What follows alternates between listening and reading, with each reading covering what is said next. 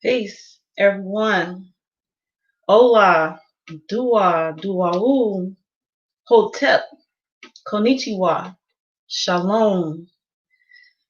Um, I'm excited. Um, and so, um, I'm excited.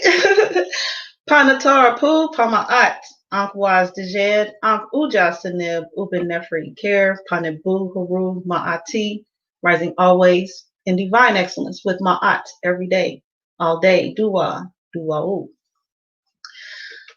Greetings to everyone, peaceful greetings to everyone, and welcome to the Memoirs of a Karmic Dynasty. I am your hostess, Joy Allen, and today joining me will be one of my Sebas, my teachers. Seba Ramutef Qeb will be here. That's the plan. He'll be here. Is the plan. um, Greetings to everyone. I'm excited. Okay, moving on. Let's see. Somebody help me move on. Greetings. Oh, so I am your hostess, Joy Allen, and today, because I am here to once again bring to you what I'm known to do, primarily through my beginnings through social media on Crumb TV. I'm known for busting up all lies. And as the title states, fraudulent birthdays exposed, the stars never lie. So I have the stars to support me, and we busting up these lies today. Birthdays are fraudulent. Unless you have your correct, your star reading, and the star moves. So the time you were born, that star is not there when you think it's your birthday. Okay, so today I have Seba Ramutef Qeb joining me, and I had my reading done in August. So I've known for some time that this was my actual solar return. I was actually born on November 24th. And so the short of it for anyone who lives in the area, I was born in Indianapolis, Indiana. So anyone born in this area, the short of it is, if you're more than 10 years old, when um, you will subtract 10 days from the day you were birthed, and then that's your actual birthday. And Seba is here now, coming in. A few moments, please. Dua Seba Ramutef Qeb, how are you? I came to fair upon the top upon my Uncle Jet, Uncle Johnson, over nephew kid upon the boo, Haru, my auntie to you, see. Dua. Um, all right, so Ramutef, I am here today as Joy Allen with the Memoirs of a Karmic Dynasty, busting up all lies. Now I'm saying that because some of my audience knows me as my Aunt Tef. Today, Asma Atef Newt and Tisha Nicole is not here.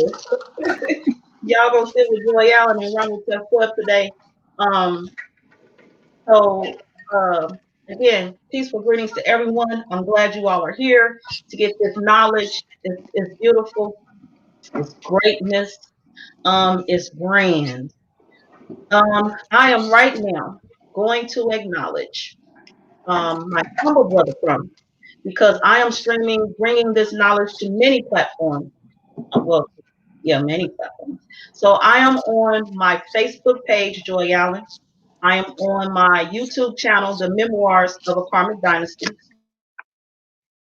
I am on the Nagaship Association telecommunications multimedia platform that I manage for the Nagatian Institute, and that is streaming through the Facebook and YouTube channel for that platform. And I am also here on my Periscope, MKD TNT, for Memoirs, Karmic Dynasty, and TNT is my born initials. And I'm also on my humble brother Crumb's YouTube channel, the Branch of Knowledge. No, Branch of Knowledge. So go check out Humble Brother Crumb on Branch of Knowledge. check out my humble brother Crumb on Crumb TV, YouTube. And Siba Ramutef Qeb. Right now I'm going to take a break. I'm gonna attempt to calm down some. Because this is my first known solar return. Again, Siba Ramutef Qeb gave me my reading and this knowledge in August. So I've been looking forward to this day. And it's here. So right quick, I'm going to breathe and have Siba Ramutef Qeb tell you all who he is, where you can find him. And also, Siba Ramutef Qeb, if you would, share with us your role within the Nagatia Institute and tell us more about that as well. Dua. See that. Joy Allen. Anouk Ramutef Qeb. I am Ramutef Qeb. I am the scribe of Tesha Para, the Holy House of Ra. I'm also the master Netheru Star Timeline astrologer of Tesha Para, as well as the Nagati Institute and the Nagati, the Naga Ship Association. I'm also a keeper of Tep Time as well, under the temple as well. You can find me on Facebook as Ramutef Qeb. You can find me on Instagram as Ramutef_Qeb. You can also find me under the platform of the Nagatian Telecommunications Network, as well as a couple appearances of the Seaver Brother, Humble Brother Crumb, as well as Yasini and a few others, Conscious Ed. And my role under the Nagatian Institute is to help awaken that which needs to be awakened within a person. And as we progress into the days, months, years, you'll be able to see what I'm going to bring to the people because it's much needed. And at this present time, I'm still putting a couple of things together, but I'll be able to um, disseminate all that information very soon. Dua, Siba. So right now we're going to the those who are here. We have Hunter 4D speaking peace to the family from YouTube. Peace to you, Hunter 4D. We have Fallon Rotan. Good day, balance and wholeness to you. Good day, balance and wholeness to you as well. She's speaking from YouTube. We have Quantiera Hughes speaking peace to the family. Peace to you as well. She's speaking from YouTube. We have Michael Phoenix speaking peace family from YouTube as well. Peace to you, Michael Phoenix. It's good to see all of you here. I'm familiar with everyone here. It's good to see you all here. Kai Creatress from her YouTube channel, speaking peace and love as always with her beautiful self. Kai Creatress, peace and love to you as well. Good to see you as well. Yes, I play with dolls too. From YouTube speaks peace. Peace to you. Monica Blair speaking mentally aligned. Dua, woo, Queen Mother Goddess. And shout out to Ramutef from Kai Creatress. Larquita Bird Turner, I admire your hungering to knowing thyself. Peace to you from speaking from Facebook. And my sharer, Abdiel Ben Levy L, he says, I am one of the people that has come to share. Peace family from YouTube, he's speaking. And he said he got me on this day. And he will be sharing some information. Of course, donations. I'm accepting. A few people have asked me today what I wanted on this day. I hadn't thought of it. I just wanted to see this day and share it with everyone. Again, this is a first for me, so I'm absorbing. I'm bathing in all this energy. It's beautiful. Let's see. Pharaoh Almighty from Facebook speaks peace and light. Peace to you as well. And More Life. She's coming to us from YouTube, speaking peace and love Peace to you as well. And Ramutef, this your Cash App, Cosmic Thoughts with an S. Is that plural? It's, I'm sorry, I apologize. It's money sign, capital C, and then the rest that you see above.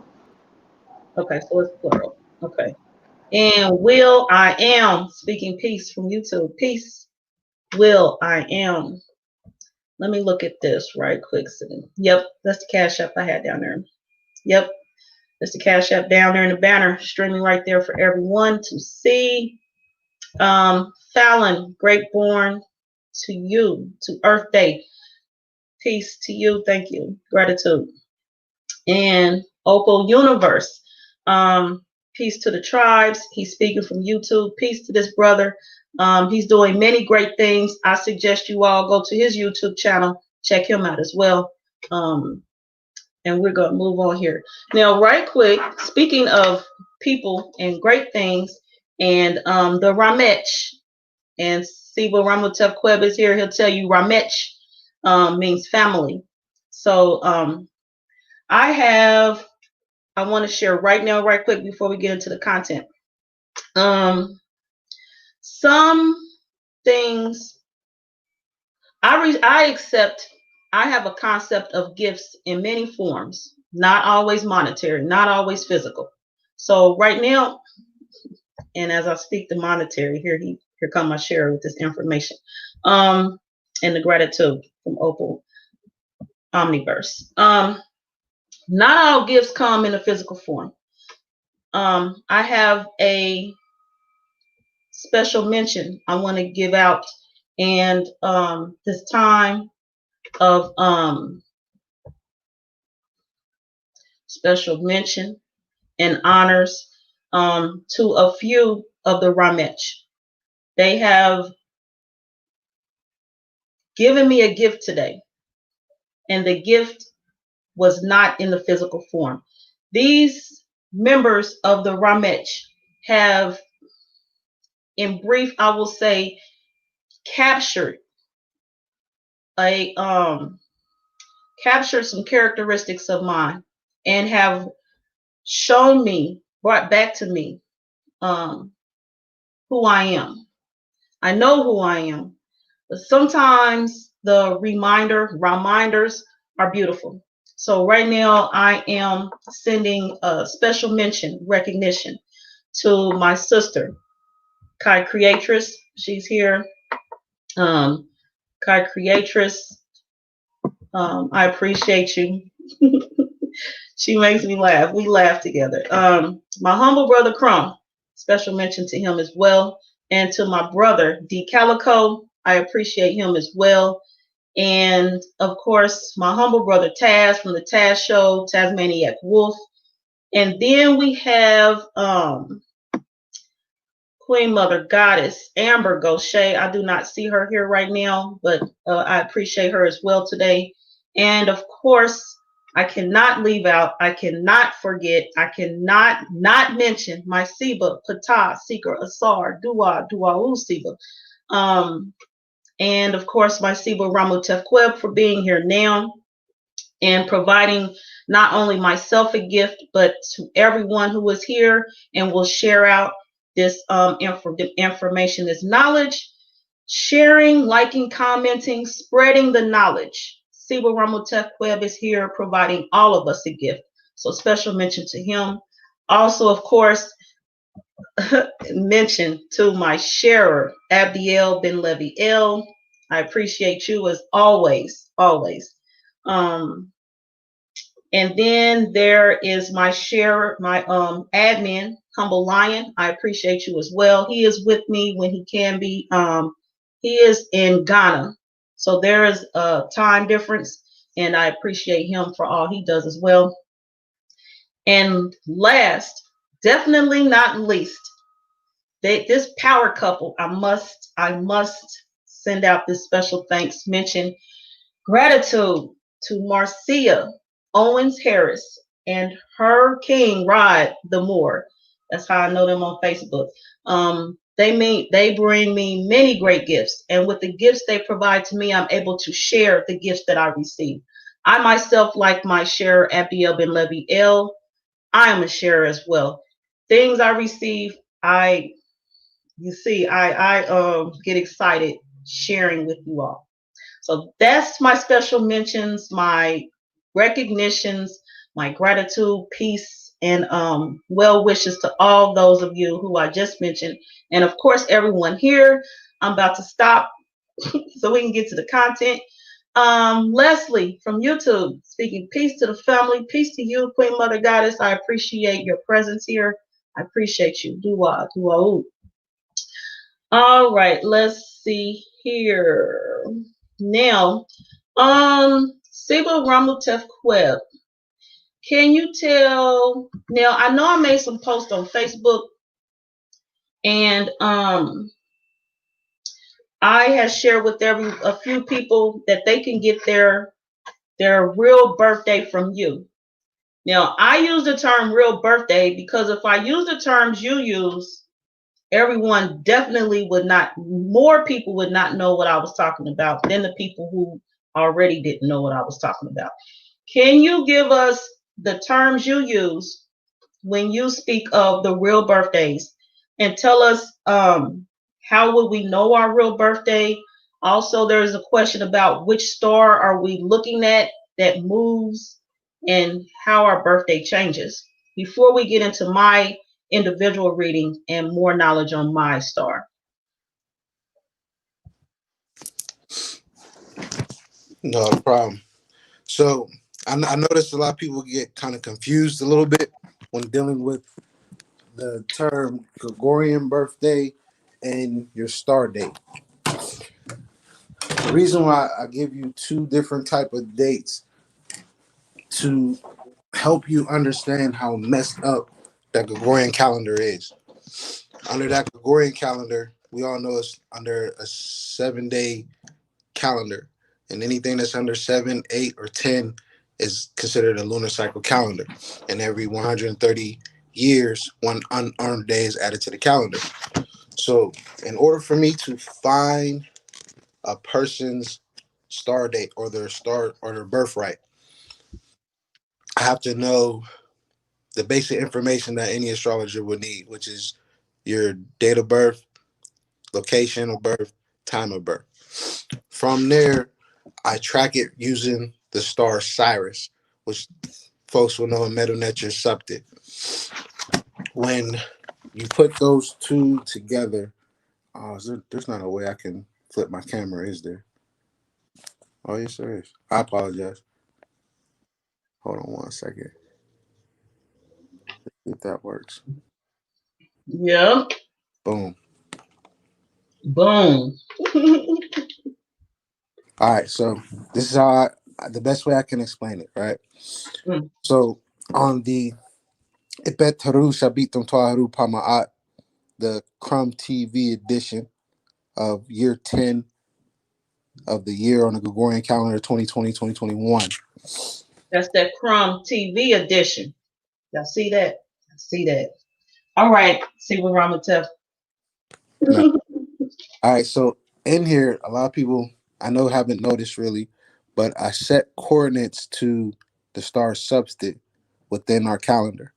So you know when the star rises, depending on your location within another northern southern hemisphere.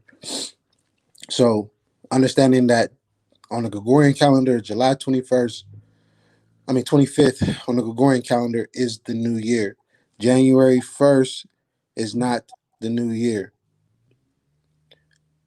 From there, I marked down. Hold on. January 1st is not the new year. No, it's not. Dang. Okay, the new year is when? July 25th on the Gregorian calendar, or as we know it under the temple, the first day of the first month of Tahuti, the first day of Ra, the first day of the first month of the first season of Shiva. Okay, hold on, slow down for me. Okay, so the first day of Ra. Mm-hmm. First day of Ra. Okay, I see Ra. The first I bet means month of Tahuti or Jehuti. Yep. Can you show me that on the calendar? I know it's on the side. Here we go. Okay, so the first day of Ra, the first I bet month of Tahuti, and what else did you say? The first day of the first month of the first season of Shimmer. First season of Shemu. All right, we clear. That is Ra. considered that because unbeknownst to a lot of people, um, January 1st is dealing with when the constellation called the Pleiades is at its midhaven or zenith. According to Roman and Greek rulership, in a sense, they portray or take office or how you say switch office during that time. And then since we're under that 4 year election season, which is like basically a whole another form of a Gregorian or Greco-Roman style calendar, you'll notice that every 4 years, that's when we choose our uh, new head of office when you're dealing with the corporate of America, in a sense, or corporate United States. From that, we all know or should know by now who runs it all, but we're not here to talk about that. But I purposely make sure that Hold we, on, hold on, hold on. We're not here to talk about his story. yeah, we're not here That's to talk right. about We're here story. to talk about our story. I It's know. the day. It's the day. I know y'all. I feel it myself. I'm a see what Ramutef Qeb. I appreciate that. Thank you.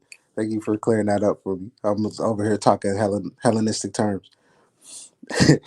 So now over here, you'll see that you have Subtit rising on the East Coast. Let me see if I can focus. Focus. There we go. On the East Coast.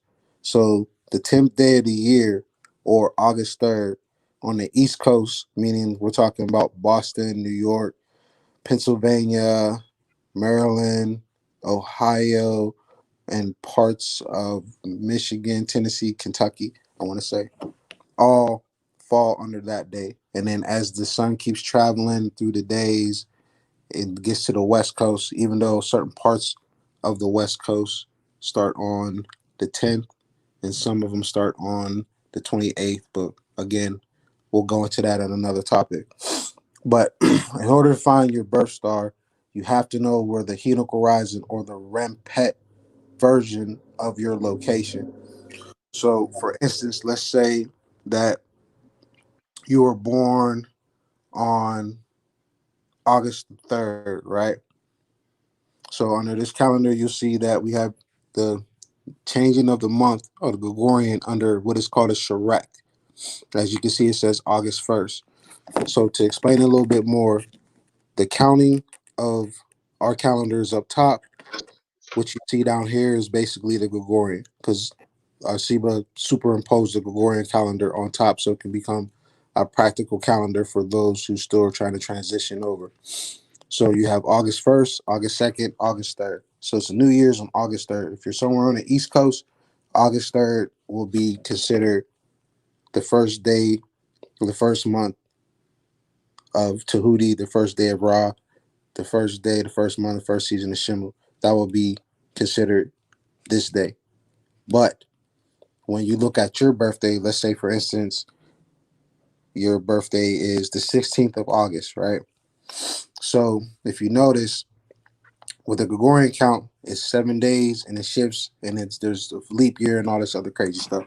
So now to find your star, I will know your birthday, find out your location. Like let's say for instance you're on the East Coast. So that means there's 10 days since it rose over here in Kemet.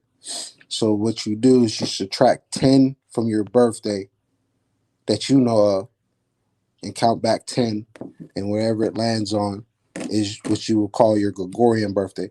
But it also gives way to what is called your star date or your birth star. Because if you do the math, either or, say for instance, you have the 16th, so you got a 1, 2, 3, 4, 5, 6, 7, 8, 9, 10, right? So you have 10 days right there. So that means your birthday on the Gregorian is August 7th and your star date is the 14th day of the year. So what you would do is you would count however many days it was to get there, starting from the Rempet, and I bet you it lands right back on your on the date that you know of as what you call the Gregorian date, which is the 16th of August, but in all actuality, it's just the 23rd day of the year.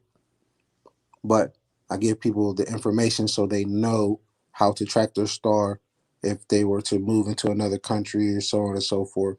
And then your birth location is definitely a very crucial point in knowing your star date, as well as when it's dealing with astrology. That's something that is needed in order to give, especially the time as well. The time gives way to anything and everything. And then I greatly apologize for earlier because I just got done with the sister Tori when I was doing her reading, and we definitely got pretty far. But I know I had to help and do this. So now that you understand that part, so for instance, we have the Shibat or Hamet Joy Allen, and within her day I gave was the 14th, right? Yeah. Yep. So if you did the numbers, you did the math, you would know that 1, 2, 3, 4, 5, 6, 7, 8, 9, 10, 11. So her star date is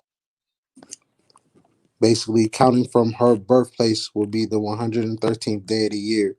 According to the calendar that we have now, it's the 123rd day. The reason for the confusion that I haven't really got a chance to explain, I'm going to explain now, is that there's two ways to track your star. Either if you forgot the days, or if you're going by the calendar itself, or the New Year's in your location, it would be 11 days. It would be like 11-day count or 11-day subtraction from her actual star date. And from there, another easier way is to look for it during the time frame or where you're at.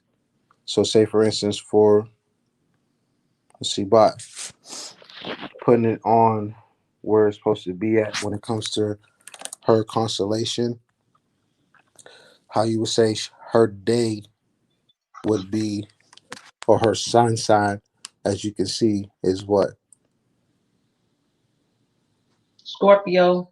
hmm But if you're on Western or any other crazy other astrology in a sense, you will notice that we are what they call in Scorpio season. But in all honesty, if we take it to now and we find out where the sun is at on today's date, on the 24th, what constellation is it in? Ooh, Libra. the moon's right in the eye. That's pretty dope. So that gives you an understanding of the difference between the two. Um, I don't want to say the two different astrologies, but the two methods or methodology used into the Western and what they will call sidereal. Um, the type of method that I use is similar to sidereal, but we call it the Neteru star timeline because we're not dealing with the Hellenistic terms. Granted, the way that am teaching those about this type of astrology is under that Western ideology. However, once you start to apply the Netras and a couple other Orishas or the Ifa or the or Rumilas, things of that nature, when you start to apply them into this, it gives way to a whole new setup within the universe that we know it as, or within our reality. Let me see if I can switch it now. I hit the wrong button. So I'll go back and set it up again. Okay, so right quick again, so I made mention in my post that people can come here today and get more information or inbox you for their real birthday. What's the term you use for that phrase, real birthday? So let's just say this your star date or your birthright. Star date, birthright. hmm Okay. All right. So are we ready to go into this PowerPoint yet? Yes, I'm just getting it set up on my end too, so I can help follow along. Okay. Gotcha. Um, all right. Can you now, right quick, you share with us this calendar. There are some of us who don't even know what that calendar is. You were sharing the ancient Khemetic Rasaurian calendar. Siba Ramutef Qeb and myself, we are both official global distributors of the calendar, and there's a link in the description below to purchase your calendar. Siva Ramutef, would you share with everyone more about this 3-in-1 calendar, solar, civil, lunar, and it is the Crumb TV edition. I did see Ra in there. I saw Tahuti in there. Could you tell us more about what this calendar is, why someone would want this calendar? What's the importance of this calendar versus the calendar that says January through December? Mainly due to the fact that we've been lost in space for so long that we lost track of time, and not necessarily just time. We lost track of being connected with the universe itself. Solar Cyril lunar calendar, the Ibetru Shabitum Tuaharu Pamaat, is all three aspects of time. And the first thing that you got to understand about time is the three motions of time. The first motion is the Earth rotates on its axis. It rotates from 24 hours and 35 minutes under the original calendar, which is the solar. And now today is running under a 24-hour basis. The second motion is that not the sun, the Earth revolves around the sun. When the Earth revolves around the sun under 24 hours and 35-minute count, it comes out to 360 days. When it comes to dealing with the Gregorian calendar, the Greco-Roman calendar that you use today, it's under 365 and a quarter day with the leap year. Then you have the third motion of time where the Earth is tilted 23 and a half degrees from vertical north. That creates a wobble. And we all know that that wobble is considered or called the phenomenon of precession, or the precession of the equinox. That is the third motion of time. And as the Sibat has the legend on the back of the calendar, you'll notice that you'll see a whole bunch of rings, designs, colors, cool kind of things.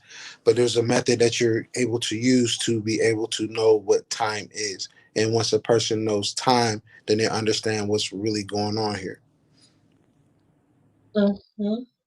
Okay, and also, we're not going into the calendar today. I just wanted to mention it because you used it as illustration to make a point.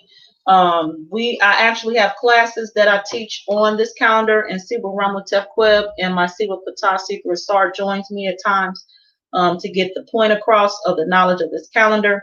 So one of these streams I'm streaming to, my contact information, you'll find the links there, and it's probably a link in the description for a watch related video.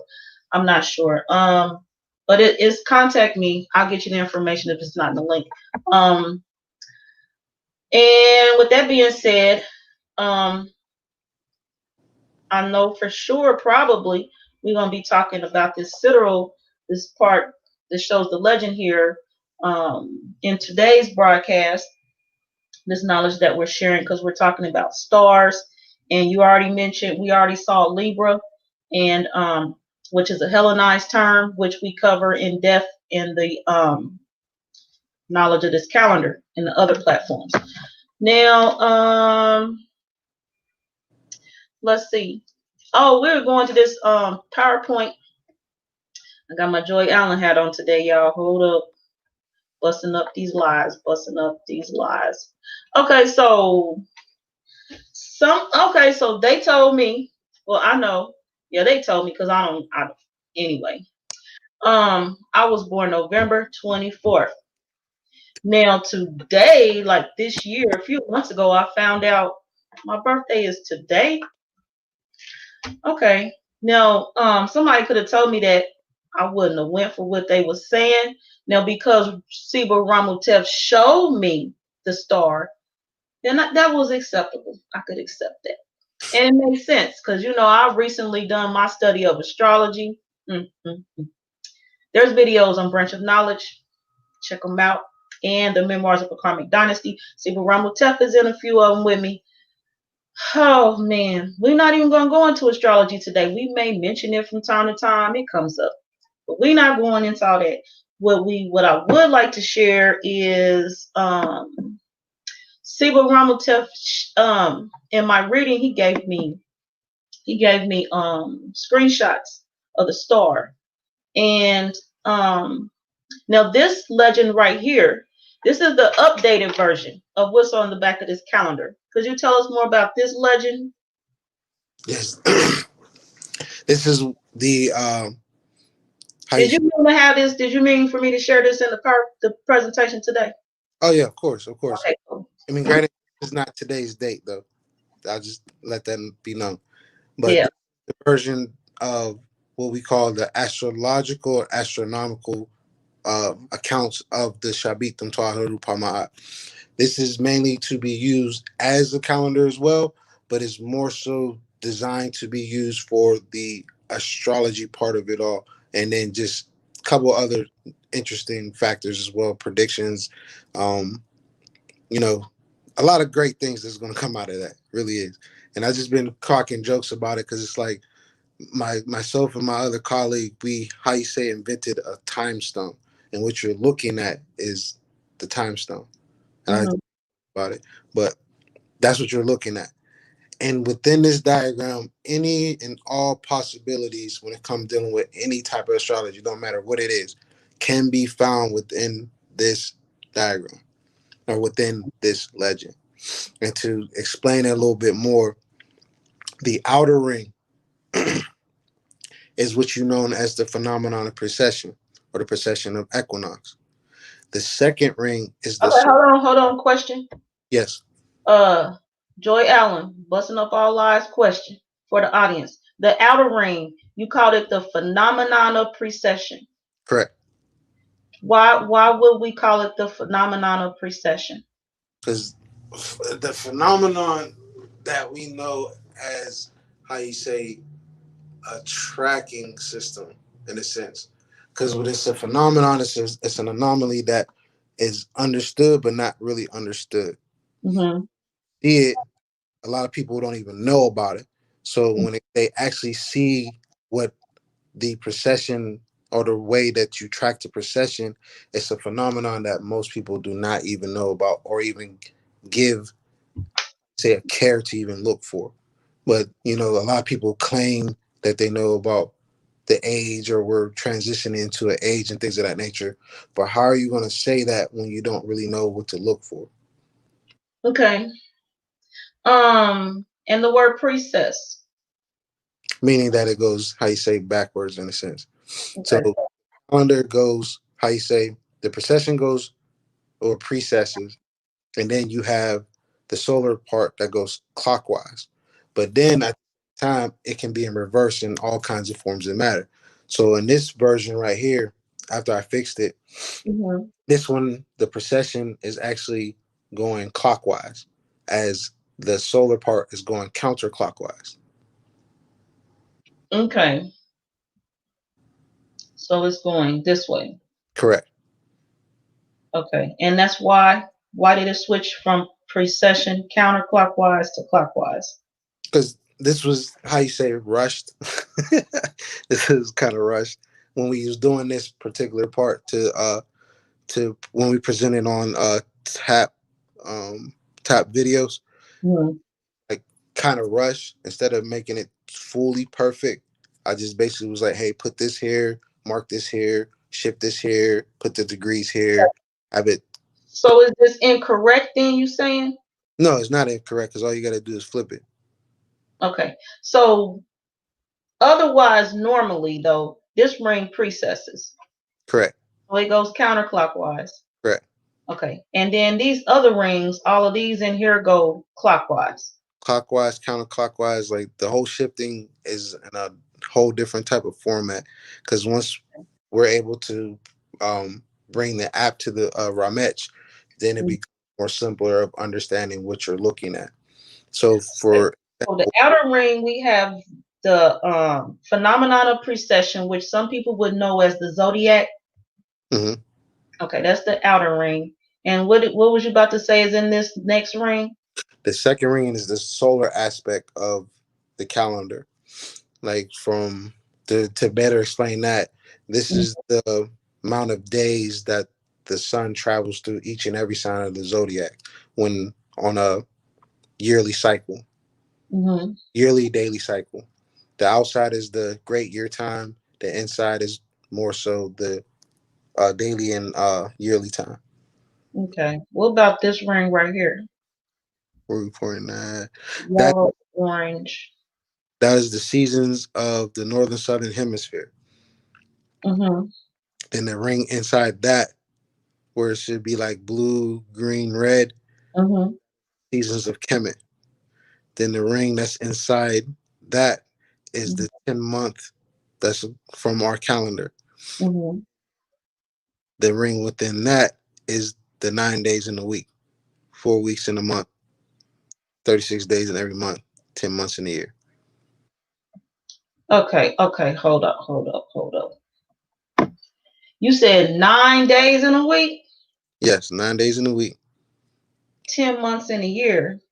4 weeks in a month, 36 days in a month, 10 months in a year. How y'all get that math?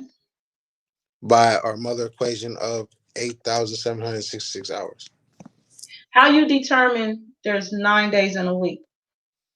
Through looking at unredacted information Mm-hmm. and then tracking and understanding how the sun moves through each and every sign of the zodiac. And then the mother equation is accorded to the star Septet as that, which we know as Cyrus A. Well, folks will know as Cyrus A or the dog star. Okay.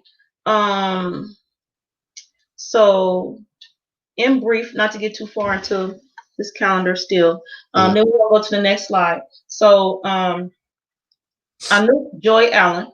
Joy Allen heard Siba Ramos, Siba Patah Secret Sar speak about um, Julius Caesar and Augustus Caesar, Mhm. July and August being added, and the days being taken away is how you got to 7 days in a week Mhm. instead of 9. Could you tell us more about what Siba Patah Secret Star was speaking about? As well as I know I've seen it in the back of this calendar. Also, people can do a Google search, do your own studies, people, Ramesh family, study for yourself. Yeah, the information's back here. So if you have your calendar, you'll get that information here. And so what do we how can you tell us more about what Julius Caesar and or Augustus had to do with this stuff? This, So this stuff they messed up. it's more so as you see through most of the broadcasters that we done when Batal Secret Sar will explain those days. I'll explain in a manner that I best can talk about it. Yes. So back in the days of Julius Caesar ran up on uh, Cleopatra during that time. And Mhm. then a lot of people that should know their history in a sense, the reason why they kept conquering a lot of our things is because one, they wanted to become a god. Two, they wanted to have power because of something that they felt that they needed to do. So during that time of the seasons of the Roman Empire, things of that nature, and then all the other civilizations, when Julius Caesar came into the to how you say Kemet, Egypt, or Sudan, he wanted himself on the map because he understood that certain aspects of time or certain aspects of divinity is through certain parts of our spirituality. That one is dealing with time. He understood that, oh, if I did what Alexander the Greek did, then I should be remembered in time as well. So what did he do? He went over there, as Shiva Patel explains, that he ran up on Cleopatra's vizier named Sisagines, and he had his way with him because his famous quote is, "I came, I saw, I conquered," and then put him on the map. So we went from 9 days to 8. We went from 10 months to 11 because Julius is obviously July. Then when Julius Caesar got assassinated in the Senate, then you had Tiberius, and then you end up getting his, I guess I don't know what he really is to him, but his grandson in a sense, or his adopted son. And his adopted son was Augustus Caesar, or Adopted son. yeah, that too. That's how I know him, adopted son. So when he came in, he understood what his father did, and basically how they say the sins of the father fall on the son. So when he came into the same thing, did the same thing to Sisagines, and basically got his name put on the map, and which became August, which you would know as the Greco-Roman calendar. Then, some odd years passed, they gorged everything, killed, put certain groups of ethnic stocks into uh, what they call slavery in a sense, or forced conditioning, because they end up figuring out a way how to condition basically everybody under this world, under all different types of power systems and ways of thoughts and schools of thoughts. So when the last part is dealing with Augustus Caesar, we went from 8 days to 7. We went from 11 months to 12.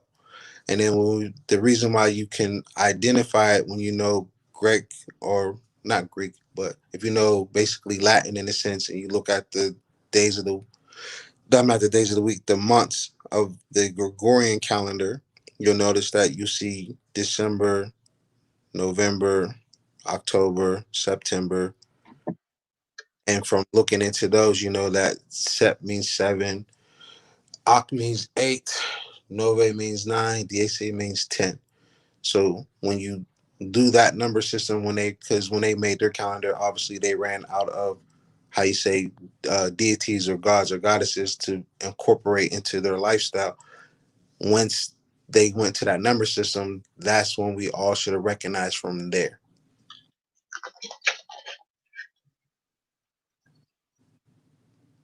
Okay. Um, I'm answering this question right now. Hold on. Okay. Um, Yeah, that's yeah, hmm, 720. No, 720 is definitely one of them. One of them key codes.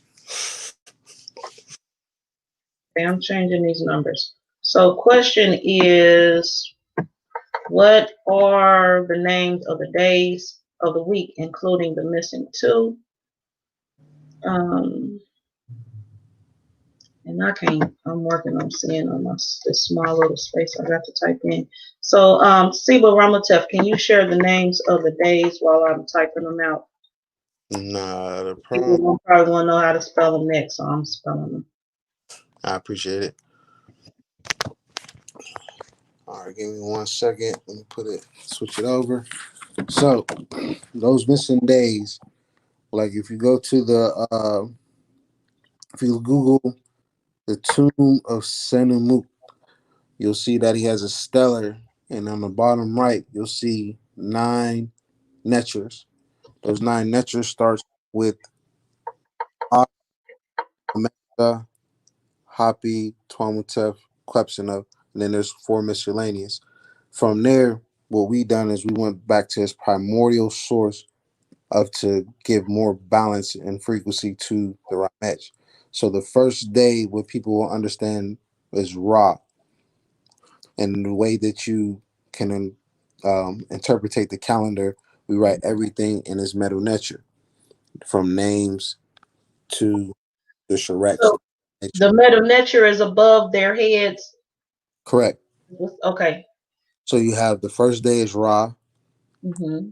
the second day is Chehuti or Tehuti, Mm-hmm. the third day is Yeah. fucking, is it focused? There we go. Oh, yeah. Yep. Ast, Amesta, Hapi, Ramutef Qeb, and Haru. And with those 9 days gives account to the 9 days in a week, 9 days in a week, 4 weeks in a month, 36 days in every month. Come on, work with me. 10 months in a year. Mm-hmm.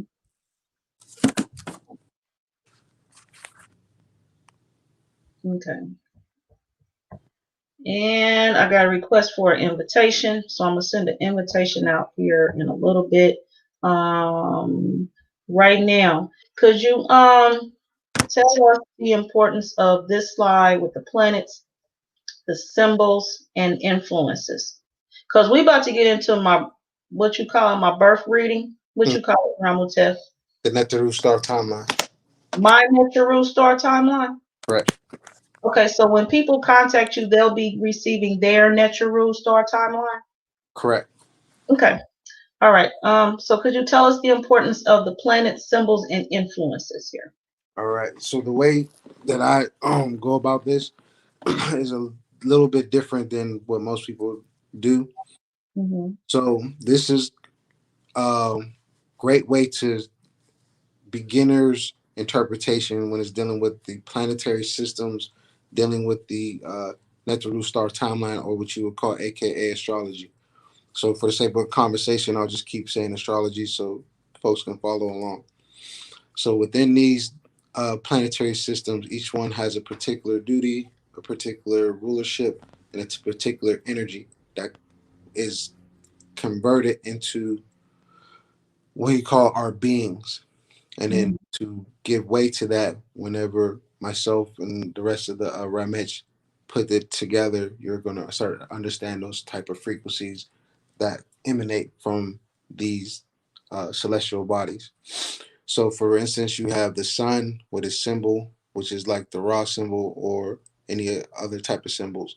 Then you have the moon, which is dealing with the crescent. Then you have Mercury symbol, Venus, Mars, Jupiter, Saturn, Uranus, Pluto, and Neptune. Then you also have what is called the North Node, South Node, and Chiron, which is dealing with an asteroid set. So the way that I help people understand on a deeper level when they look at their Netaru star timeline, aka their birth chart, natal chart, we'll start with the sun. I label the sun as your soul. I label the moon as your emotions. I label Mercury as your mind, Venus, your heart, Jupiter is the way that you expand into certain forms. Saturn is the things that help you decide or restrict yourself from. Uranus is the energy that brings change in the ever-changing universe. When it comes to Neptune, you looked at that as like almost like a luck type symbol. And then you have Pluto, which is dealing with power or the power that you give. Most of us in this um, millennials, in a sense, and a few others, most of us do have Pluto, and I want to say some of us have Saturn mixed in there, but most of us all have Pluto, and then most of us should have Uranus within the constellation of what I call Nephet, or what most folks would know as the 13th sign, which is Ophiuchus. Mm-hmm. Okay. Dua Siva, Dua Wu. Let's see. Next we have, oh, this is where we added in my screenshot. This is not clear. It wasn't clear in the when you dropped them in the PowerPoint neither. So you said you were going to do the shot from your iPad. Yep, sure Okay. am. Give me 1 second. Okay. I know I should have kept my camera flipped. This, and could you tell us what it is we're about to view? Yes, what we're about to view is the astrological point of view when dealing with your um, Netheru star timeline, or aka zodiacs, or the placement of these particular celestial bodies within the celestial firmament. Okay, this is my natural star timeline. Correct. All right. So to make it easy, I want to do a quick glance. So that's correct, right? Yep. That's the time and day they said I was born. Sunday, November 24, 1974, at 9:32 p.m. Eastern Standard Time in Indianapolis, Indiana. That's Mm. what they told me. And then just to give way to that, to let you know, set to Indianapolis with its coordinates, just to give way real quick. So as you can see, we're dealing with uh the soul or the sun sign, right? So as you can see, it's well within a crab and a few others. So it's like when I do your solar return, in a sense, it's easier for me to track your star because your star is amongst that big galaxy right there. So it's Okay. real easy to find out, how where your star is at. Others, it's a little tricky, but we'll get it. But the one thing I do want to share with folks is that this area that's very highlighted is what you would call the galactic center. Mm. I don't know if you're able to truly see it a lot, Yeah, I but could see it. what I personally call what I personally call is the Akashic records is what I call it. Okay. Because within this particular lineup and the certain constellation that are dwelling within that sector of it gives birth to a lot of different changing events. So, like I was saying earlier, when it comes dealing with like Uranus, for instance, right? Hmm. Uranus is a planet that brings change. So, when it comes to most of us on this planet that have Uranus, some of Hmm. us have it in Virgo when it comes to the time frame, but most of us have Ophiuchus or a planet within Ophiuchus or a couple of them. So, like for yourself, you have the planetary body of Venus within that cusp between Scorpio and Ophiuchus. But you can clearly see that Neptune is that 13th sign. So when it comes to other, Hold on. 13th sign. Could we pause right there? yep. So, when I started studying astrology for myself, there was only 12 signs. Can you tell me more about a 13th sign? All right, so this is dealing back. This is going to deal back with me first getting introduced to that 13th sign. I can't Mhm. remember what book it was, but the individual I was involved with at the time, she brought it to my attention. I bought this book and it only had a little bit of information about that sign, but it's very known to much. But they hid it from the rest of us because when you start to find out that whole Western system is designed to create a new being or a different being that adjusts to their the create equity system. So I was explaining this to the Queen Mother Tori before I came on this live, and the best way to explain it is that when you look at the signs that you have right now that I've got displayed for you, when it comes dealing with your Netheru star timeline, they would have told you Mhm. you are, what would they have told you you would be? Well, a Sagittarius, right? Yep. hmm So when you look at it all together, when you look at it from an astrological point of view, right, you'll see that your sun is way before it even gets to Sagittarius. Hold on. Well, we look at this star. So you telling me, and again, Anouk Joy Allen, I am Joy Allen today, hmm busting up all lies. You telling me that there's a 13th sign, that hmm you didn't make this up like yesterday for your own purposes. That sign, that group of stars has been there. They just chose not to share it with us. Well, as I What? was taught when dealing with sidereal astrology, is that sidereal astrology is only for the elite. Mm. So Well, when we are the elite. well, that's They, a, do- they know we are. They the fake. You talking about the fake elite? yeah, we're talking about the people Uh, that give The out false. fraudulent elite. Correct. So when it Right. comes to the constellation itself, it's always been there. It's just that when people started tracking it, as you can see within our age and the age of technology, in a sense, you're able to see this white line, and above this white line, they call it the ecliptic. Basically, The that's the like, okay. invisible line that they track where the sun moves through or traverses through each and every sign of the so-called zodiacs. Within this, it comes into the foot of that constellation, making it what they call a um a practical constellation when using astrology. Because as you can see, the line when it comes through each and every sign, it's in the sign itself, or it touches a Mm. system within that system. As you keep going, So I and then see it Aquarius. Then it was in uh, Capricorn. I seen that back there. mhm. Okay, I see what you're saying. So it's like it passes through each and every sign. But the thing And, that is oh, that okay. the sun doesn't even touch, Aries, but it's still counted as a sign. But that's neither here or there. Mm-hmm.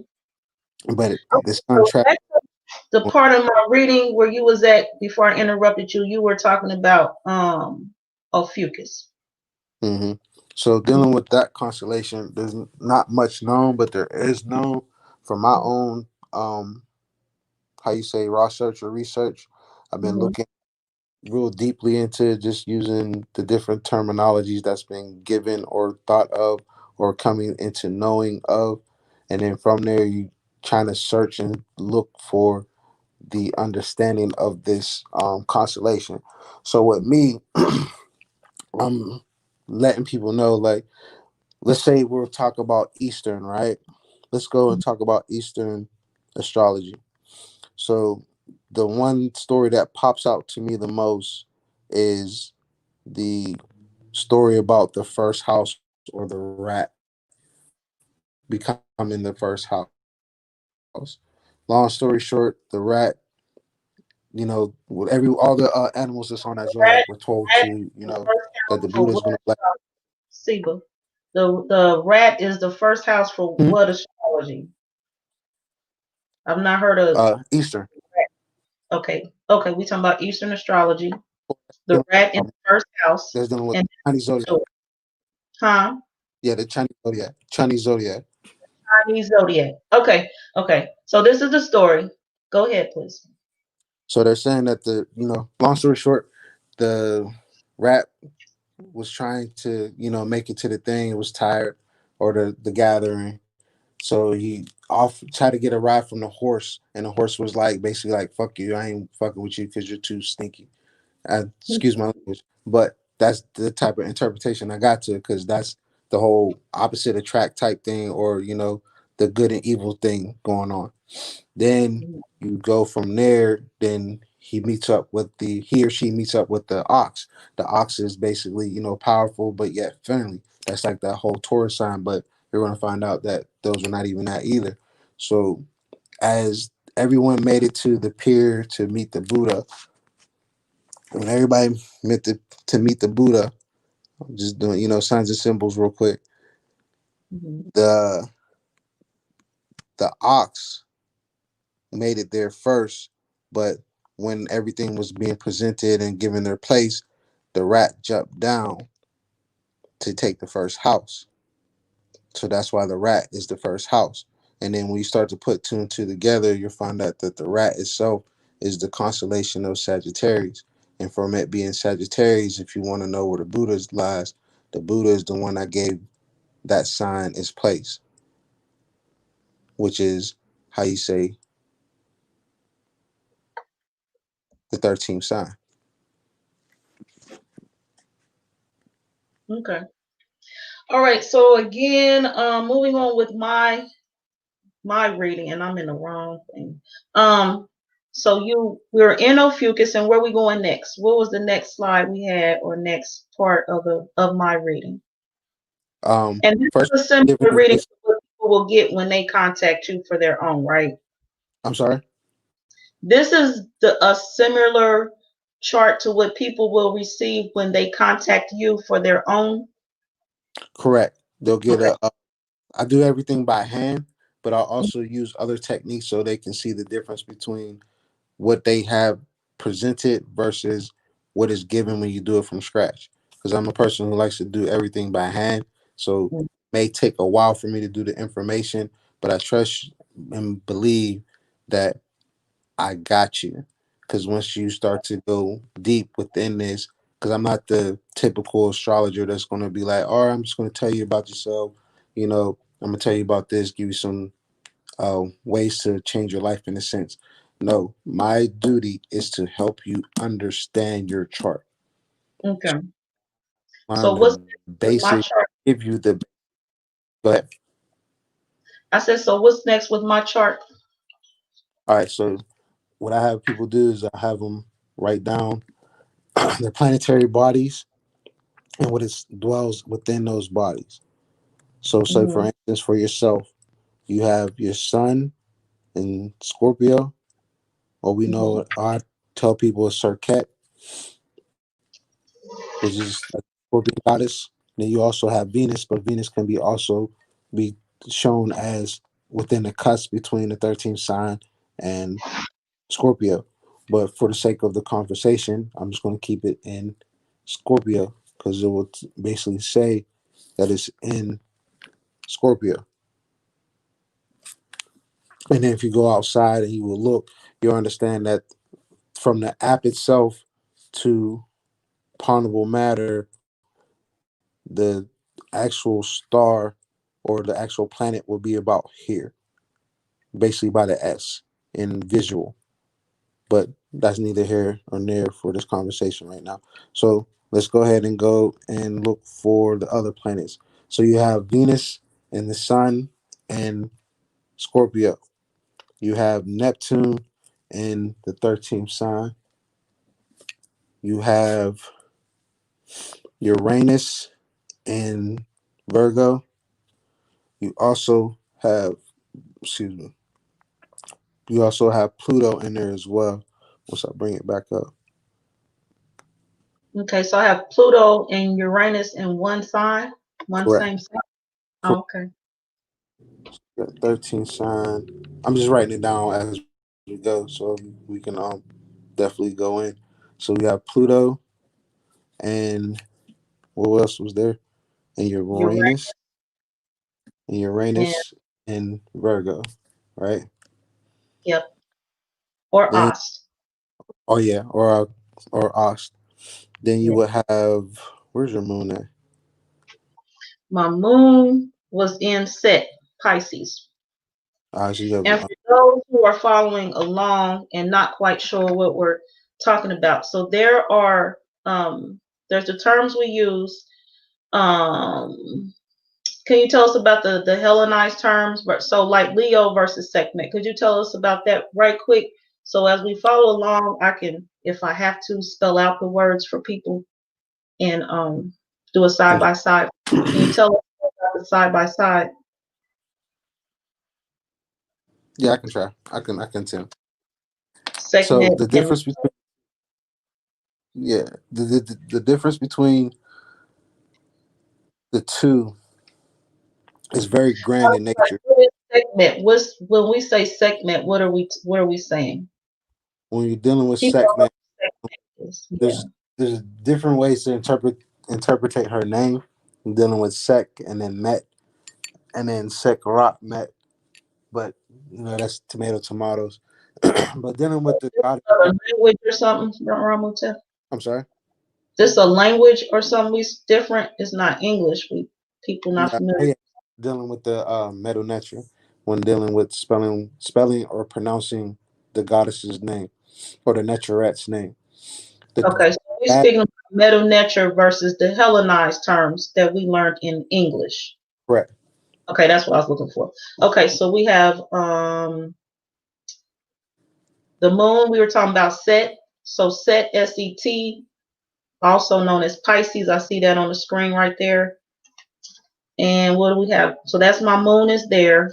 And what else do we have? What's next? Then you have Jupiter and Ma'at PSR, or AKA Aquarius, Yeah, and I think that's it. Oh no, Saturn. Where is Saturn? Saturn's in Shu and Tefnut, which would be Gemini. Bingo. Yep, sure Pay enough. attention. I appreciate that. Thank you. hmm So now, now we have your planetary system.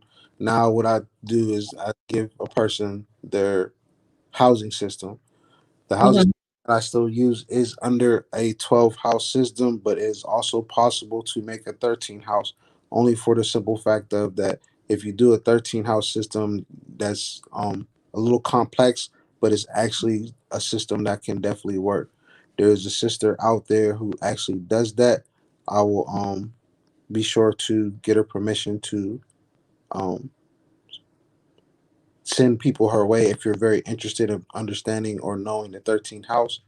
We'll discuss that. But then one thing I always look for is the circumpolar stars. So I'll base everything from not just Polaris or Devon or Draco or Vega and Cepheus in a sense. So Why within, do you seek the circumpolar stars? I'm sorry, Why do you seek the circumpolar stars? because every star has something to do with the makeup, not just, the 12 that we know of, or the Okay. 13 that we know of. So there's Okay. a lot of different aspects that come with knowing different constellations and how they line up with different planets that give different frequencies. Then on top of that, why not find out what's going on in the north? Because basically, as above, so below, in a sense. So when it comes to you, you have a great, interesting setup. Yay! Great, Yay. interesting setup when dealing with Draco, Cepheus, Cygnus, so on and so forth. So the things that I look for are a couple of things when it comes to dealing with energy, kundalini, phoenix, things like that. hmm Just to search around to see what's going on, because you have all kinds of things that's outside. Say for instance, like you had Orion rising, like a helical rising of Orion, or what we call a star, right? And you still see the star Septet and Septet A and Septet B, or Cyrus A and Cyrus B being under the horizon. But you have a lot of things going on, like the Pleiades being almost to the midheaven, things of that nature. So now Okay. with the houses, right? this My line, first. this line right here is what they call the horizon. My thing hmm is when I predict, like I said, just a backstory about myself. Um, hmm it took me when I joined into the temple of Tesha Para, I was given a duty to look into a lot of things. My thing that I was very interested in was learning how to read, write, speak Medu Neter, as well as knowing time. With me looking into time, the best way that I know how to do things is to look and do it by hand. And hmm with me doing it by hand, I start to map out basically the rising and setting of the sun and its constellations and other constellations. So when dealing with the horizon marks that line that indicates what is called on a chart. If I can go to, what is it? Oh no, I'll go ahead and do the one I was doing. So this is the Sibat Tories that I was doing. So I'll go ahead and change it up and then just put it to my settings in a sense. So the horizon will be this line that you see here. So for myself, I have Taurus rising in a sense. For the Hermet, Joy Allen, she has what we call Kepra or Cancer. Cancer as your first house. So with that being the first house, the way that I teach is that the first house is what is called the mask that you hide behind, or the makeup of Hold on, I don't have Cancer as my first house in my notes. what do you have? Sekhmet Leo. Like Matt Leo. So what I pretty much did when I gave you your chart, I probably did something wrong because now that I've been mastering it out, what I'm giving you today is definitely correct. Okay. So So, my first house is in Kepra, but which is Midnature or Cancer, this which is is the probably Hellenized term. hold on one second. This is probably the setting that you have actually, almost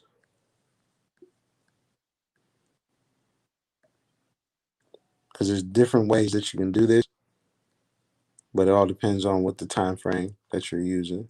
So when I stuck it to the PM part of it all, this is what it actually gave me, making it Capra or Cancer being your first house. Okay, and the first house you said is my mask. What's that? My Yep, the magic where the appearance that is given to when it comes to your second house, you have Leo or Sekhmet. yeah. Your third would be Ast. Oh no, let me move this out the way before I mess up. So you got Leo, Sekhmet, As.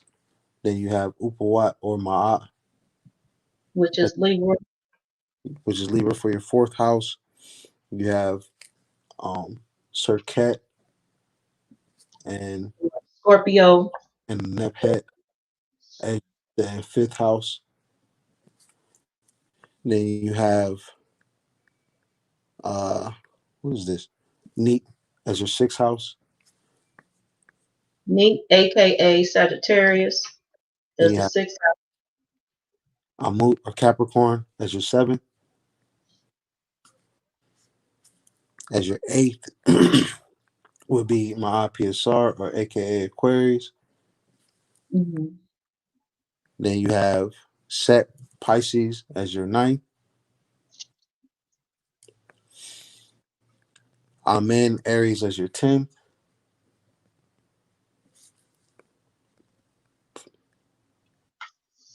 Patal Taurus as your 11th. And last but not least, Definitely. Shu as your 12th house. AKA Gemini is the 12th house. Correct. Okay, so those are all the houses for my chart. Mm. Um, Now I know we got two more slides to share, and then we're gonna have Siba Patah Secret Sar with us. Um, could you share the importance of this slide here? So within this slide, what I've been given information to, as well as given practical information. Hmm. This slide, what did what did I do? Hold on one second. Something happened. Uh I can Okay, see there we you. go. Hear you. Okay. I don't know. My phone was being real funny just now. All right, so this is the way that the how you say Western astrology, in a sense, chart a person's chart. This is actually very accurate in a sense, but once we start to change everything up, you're going to start seeing the difference between what is going on within self, within your outer self, and the four primordial questions. So to give way to those four primordial questions, your first to third house, you will put who am I? Fourth to sixth where do I come from? 7 through 9, why am I here? 10 through 12, where am I going? Okay, so house 1 through 3, Hmm. which would be Aries through Gemini on the, which is Well, well, no, the 1 through 3 says personality, money, values, and logical mind. That's who am I. hmm, And 4 through 6, home, family, romance, work, and health is where do I come from? okay. And 7 through 9, marriage, sex, travel. That is what again? Why am I here? And then 10 through 12, career, friends, and the unconscious. That's what again? Where am I going? Okay. So those are 4 questions. And these three,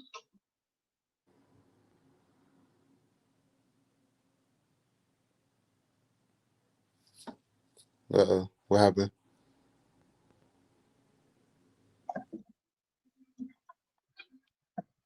Good to go? I bet you, huh? You good to go? Yeah, what do you hear me say last? Um, these three and then cut off. Okay, so there are 4 questions, Hmm. and each of the three portions in the section answers the question of that section. So 1 through 3 answers who am I? 4 through 6 answers where do I come from? 7 through 9 covers and answers why am I here? And the characteristics of 10 through 12 answers where am I going? Correct. Okay. Um, what are why are we asking these questions? What are these questions for? These questions The importance in the chart. understand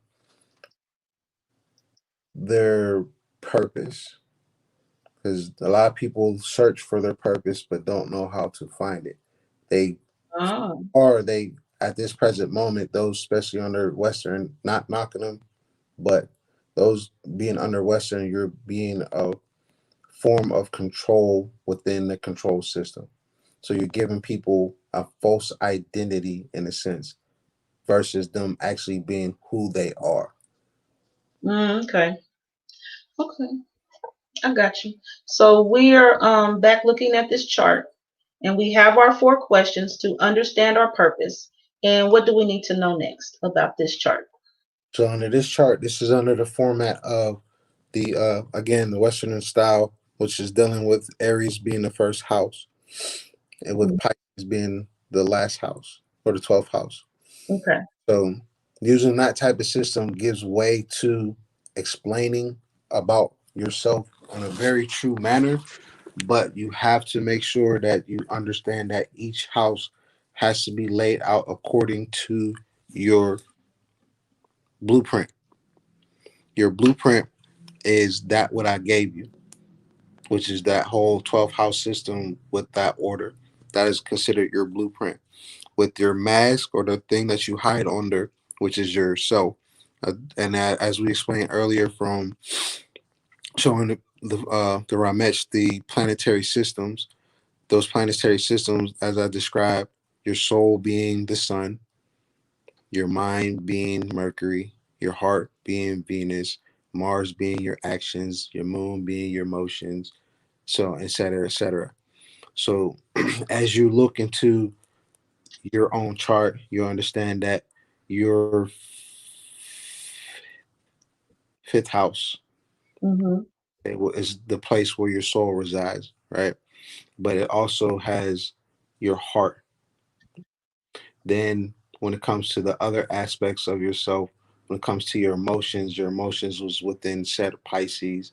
Your mind, where's your mind at? Yeah, write that part down. Question before. I didn't mean to say it like that, but I was trying to look for it. Oh yeah, it's in Upawat. That's right. Ma'at. So your mind and your actions dealing with Ma'at. You know what I mean?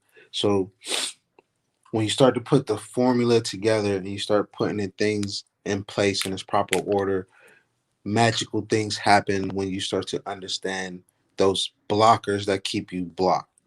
And the one Mm, that I want folks to get out of this when they receive this type of chart from me is to understand that I'm going to show you how to use it, show you how to understand it.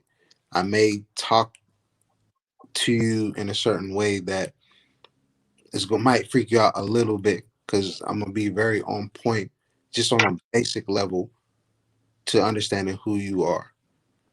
okay. So tell me some on point to tell me who I am. All right. So in this system that I use, that it's always using. Talking to Joey Allen. So if you telling a lie, I'm gonna bust it up.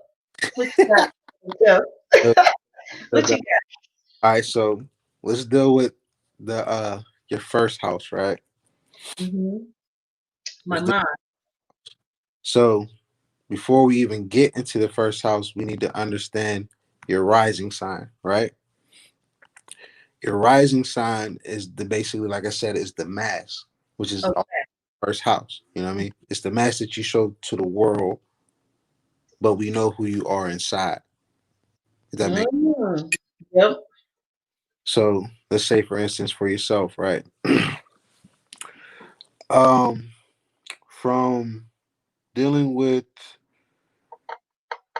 your rising, right? Which you have in Kepra or Cancer. From my understanding, when I use Kepra, I'm using as the meta nature term of he or she who evolves. So you're a forever evolving person. Your looks, the way that you carry yourself, things of that nature is on a very evolutionary process, but not in Darwin's evolution, if that makes sense. Yes. So when it comes to dealing with you, right? Hmm. Um,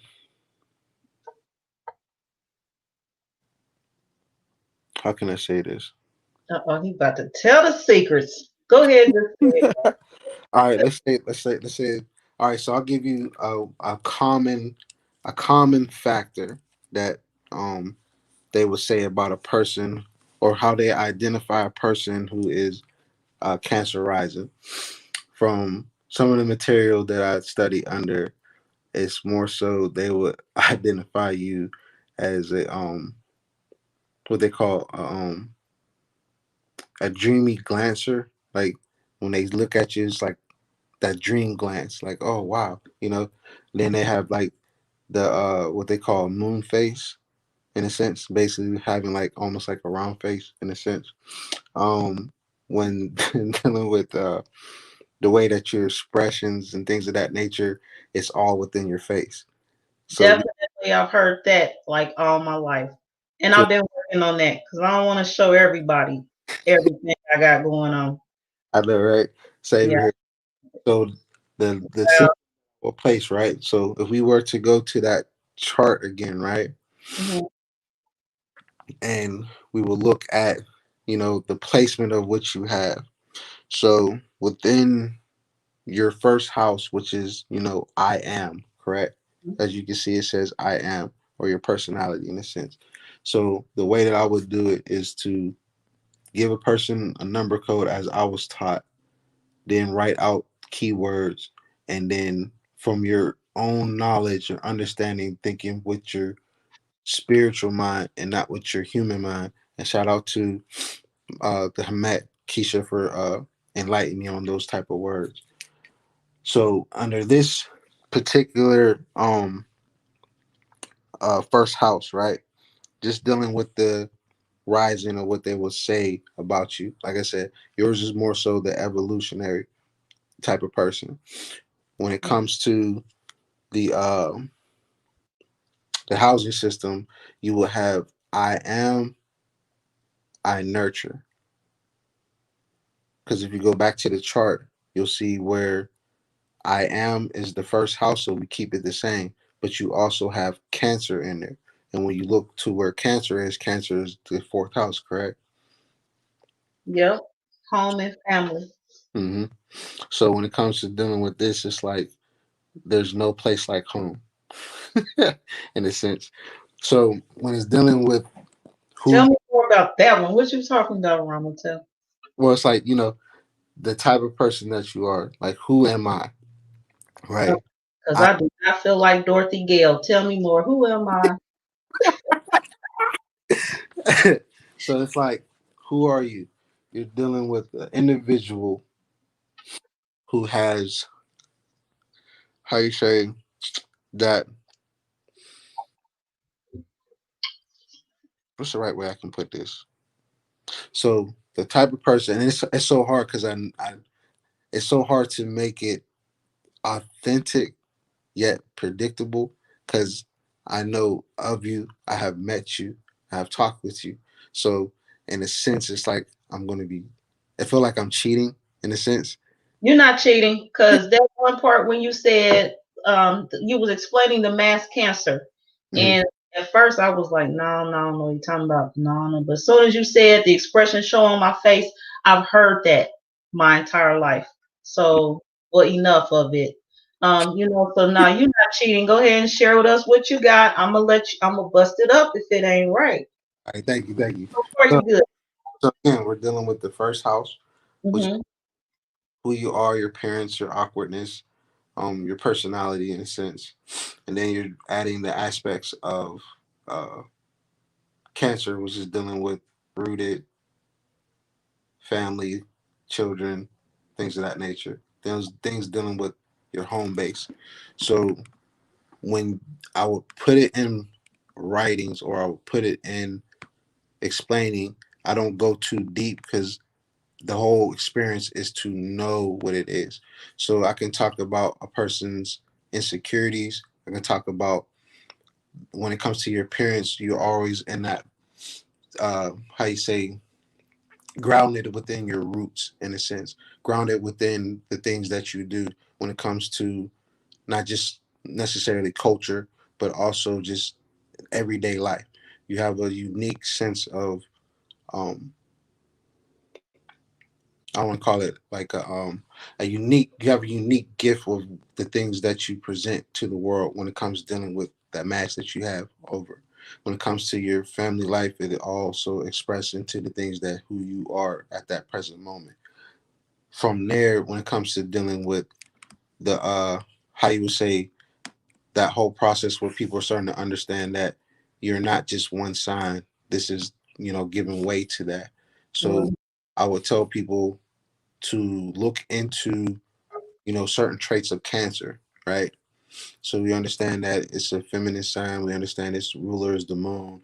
We understand it rules the fourth house in a sense. So in a sense that this brings home, this house brings home. You have that home, not as just home, but you basically when people look at you or people see you, they don't understand that you are at peace with certain things about yourself, and that peace comes from things that's within your home, and then That's it can correct. exposure and it can deal with certain family members that you absolutely adore.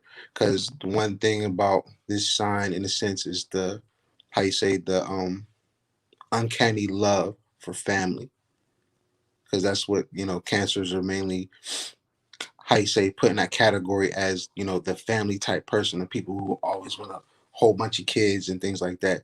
That's what they sometimes describe a cancer as. You know what I mean? So when it comes to dealing with um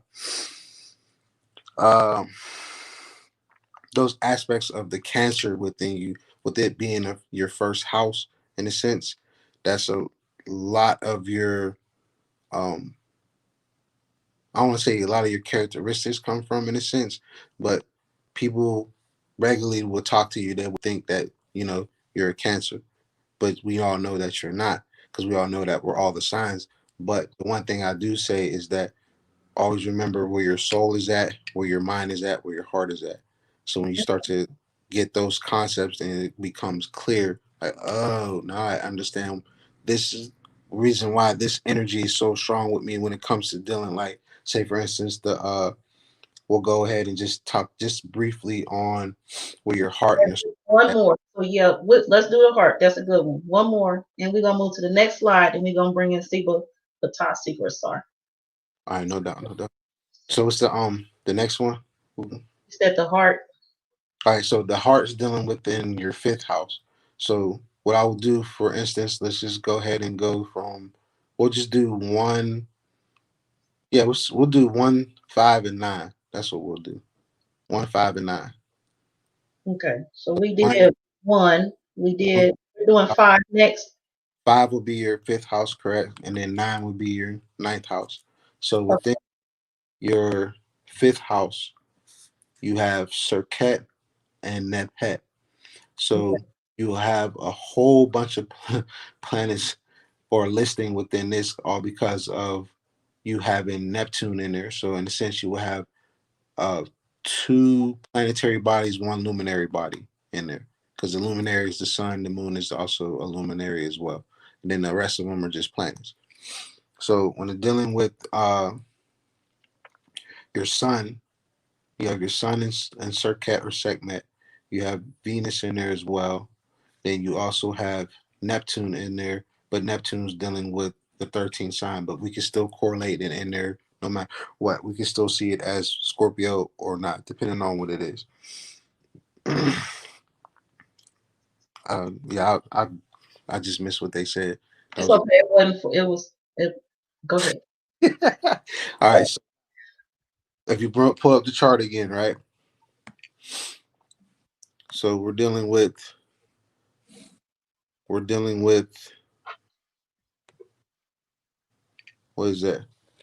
The fifth house, right? So we're dealing with Romance, romance, creativity, basically.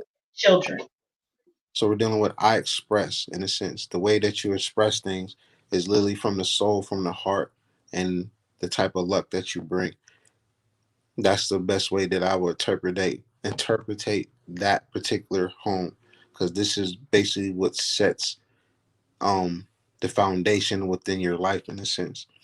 So for instance, we'll just give a rough thing about Scorpio, in a sense, or Sir Cat, when it comes to certain things about yourself, when it's dealing with that aspect. So we're dealing about the way that you express things, in a sense. So the best way that you express is being basically person who's, like you always say, as the person that I'm speaking with, Joy Allen, speaks nothing but truth, or finds truth and busts up lies. You know, Hmm. so that gives way to all of the circuit segment, Okay. circuit in you. Then you also have your heart in there. So the love that you express within that is definitely a great quality within this part of your chart. So when you do the number system, right, you would be that, you will have uh here, then you would have um what else is in there? You have that, then you will have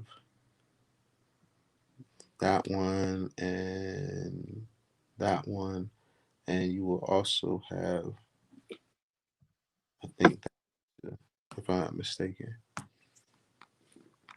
Yep. So when dealing with this particular house, right? So you're dealing with, the way that you express from your creativity, things of that nature. So when you look at it, it's like you have like a double expression in this house. So in my understanding, is dealing with your creativity and the things that you are um, most aware of, infertility, things of that nature, dealing with your spirit and things of romance and all kinds of different parts in this area. So when you're dealing You with, said romance. yeah, romance as well. About my romance, my romantic life. You want me to talk about that? Yeah, tell them the business. Tell them my secrets. What? Let's talk about Joy Allen's romantic life. All right, you ready? We all ready. Because I mean, this speaks volumes in it. Not gonna lie to you, it does speak volumes in it. We got So, we got our speakers on. Let's go. so when it comes to Joy Allen and dealing with the romantic sides or the romantic part of herself, When it comes to that, you're very expressive. So in a sense, you're very dominant when it comes into being into romance. At first, it's like a little bit shy, but if you see something that you want, you You telling on me, Ramutef. You are correct. Go ahead. Wow. Go when ahead. to that romantic part of it, this is the part where it's dealing with the spiritual part. That's like, there's there's something deep in you that you want to connect spiritually with your partner. Hmm. Way that you do that is by, you know, understanding them to a certain degree, and it may involve, you know, adult activities sometimes depending on the type. Definitely. There ain't Definitely, no sometimes. Definitely. yeah, Majority of the not to time. go too far, but if I go that far, We just busting up lies today. yeah, yeah, yeah. So That's it's it. like the way that you carry into these type of parts about the way that you express things, that you're very expressive when it comes to the things that you put your mind to. If you set your mind to something, a lot of the things that come out of it deals with, dealing with different type of resources with other different type of uh school of knowledge or expressions of work. A lot of your work deals within spiritual systems as well as financial systems as well as um, health systems. So basically, when it comes to dealing with you, particularly, the way that you enjoy life is through all those aspects that we just talked about. Those are That's something that's very core to your soul. Hence why I tell people when it comes to dealing with the sun is your soul, your heart is Venus. So when it comes into those two aspects, when it comes to like the whole trinity of mind, body, and soul, in a sense, we already talked about the body. Now we're talking about the heart and the soul, which is one and the same. oh, we talked about my body. Hmm. When? That's what the first house was for. I thought we talked about the mask. Yeah, that's the body that you are residing. Oh, like body language. Yeah. Well, not necessarily body language. I'm talking about the the shell that you're in, which is your body. Oh, I thought we just talking about hair mask, like my facial expressions. And Our whole body is a mass because within this is a whole energy, starting from not necessarily the heart, but all different aspects of our body that gives those electric currents, so on and so forth. okay, so we talked about my body, and we talked about what else next? I'm talking about your soul and your heart. My soul and my heart. We just did that one, which is house 5. Hmm. Okay, Now we so go, we going in the house 9, which is which part? which is dealing with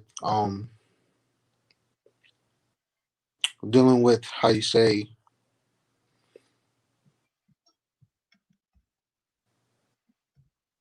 why here. Yes. Huh?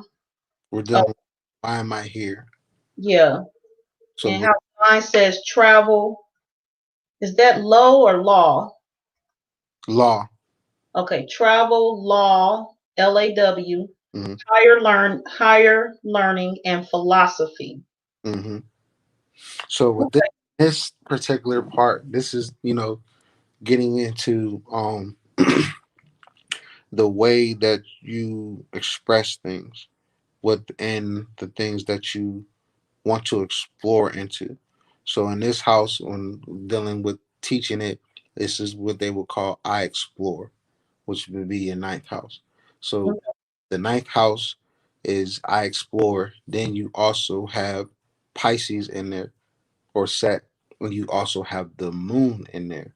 So this place is very similar to my own. You know what, Kai Creatress, cut it. Kai, you know it's the day. It's my first remembrance of my solar return. This is a day. Me and her been laughing a good part of the day. We're gonna do this. We're gonna continue to do this, Kai Creatress. So just it's okay. It's okay. So like this one is definitely like the same like my own. Mm-hmm. Because how you say my moon is also in this constellation, but the only difference between the two is that mine is in I think the 11th house, yours is in the ninth. So the difference between the two, this like I said, is dealing with your emotions. And then with it being in the constellation of Set Pisces, there's a lot of how you say chaos or indecisiveness when it comes to dealing with certain parts of your emotions. So in this part, when it comes to you know wisdom, like you tend to understand certain things, but then when you hear certain key words that you sound out for yourself, you know that yeah, I can't really mess with that because that doesn't even sound even logical in a sense. You know what I mean?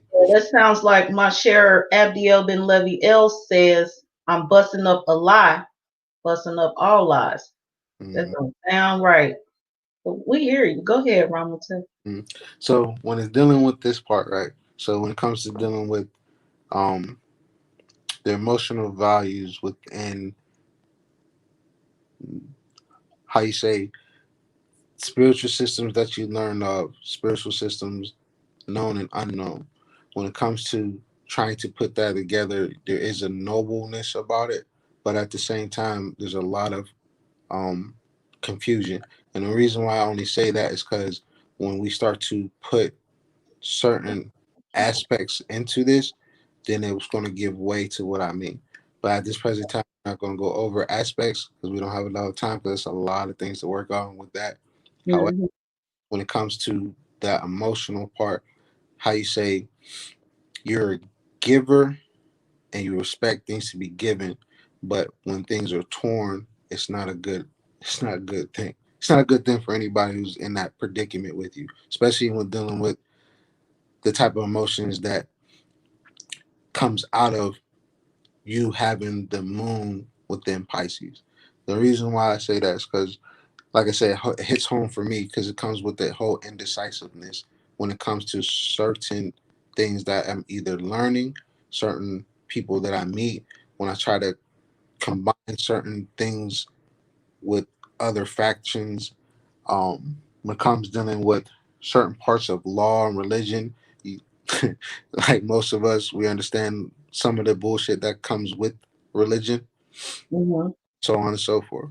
So, in that particular idea, that's basically where you can try to figure it out.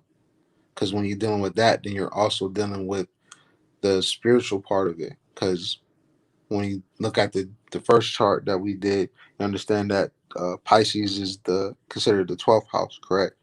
So when Mm-hmm. we do this whole number system, we will put um, I explore, I dream. Mm-hmm. So when you put I dream and I explore together, when it comes to this particular part, as well as the moon, which is I nurture. Mm-hmm. So when it you put it onto when you put it onto sequence, right? You're dealing with the chaotic forces of set Pisces, but at the same time, you're giving that whole understanding within one spirituality, tapping into the subconscious, things of that nature. So when it comes to the wisdom and the knowledge and understanding, you get that from being rooted within a certain particular spot, not necessarily within your home, but we could also say within the internet world, within traveling, within talking with folks, because that particular part of yourself is all seen through the many um, broadcasts that you've done in your life so far when it comes to dealing with traveling to certain events, coming to Boston when we first met, when it comes to um, meeting up with Chrome, meeting up with Yasini, meeting up with Taz, like how you say you are a traveling woman, built yourself. Probably my gypsy blood. So again, giving truth to power, understanding that it's rooted within you. You know what I mean? All that aspect is rooted within you. So when we put everything together, right? you take those first aspects of yourself, combined it with the part of yourself, which is your soul, and then you add to the part of how you explore things. So when you combine all that, everything that we just spoke of already was brought up before we even got to that part about your life. Mm-hmm. Okay. Now, oh, there was the slide I shared. Mm-hmm. It's gone now. I'll bring it back if I need to. And it had the numbers 1 through 12. You have mentioned I dream, I Mm-hmm. explore. So that is a chart. Um, again, it's 1 through 12. So the viewers will find I explore, I dream within that 12 Mm-hmm. of that chart. I wanna talk about some things in the comment section right now. Mm-hmm. Brother Taz is here, and he says telekinesis, biokinesis, empathy, and telepathy are my secret powers. What you say? What my chart say that? What we saying? Yeah, I mean, when it comes to the telepath, empath, yeah, that's definitely you. That's definitely you. When it comes to the telekinesis part, it's like how you say you can read into bullshit before bullshit can be read.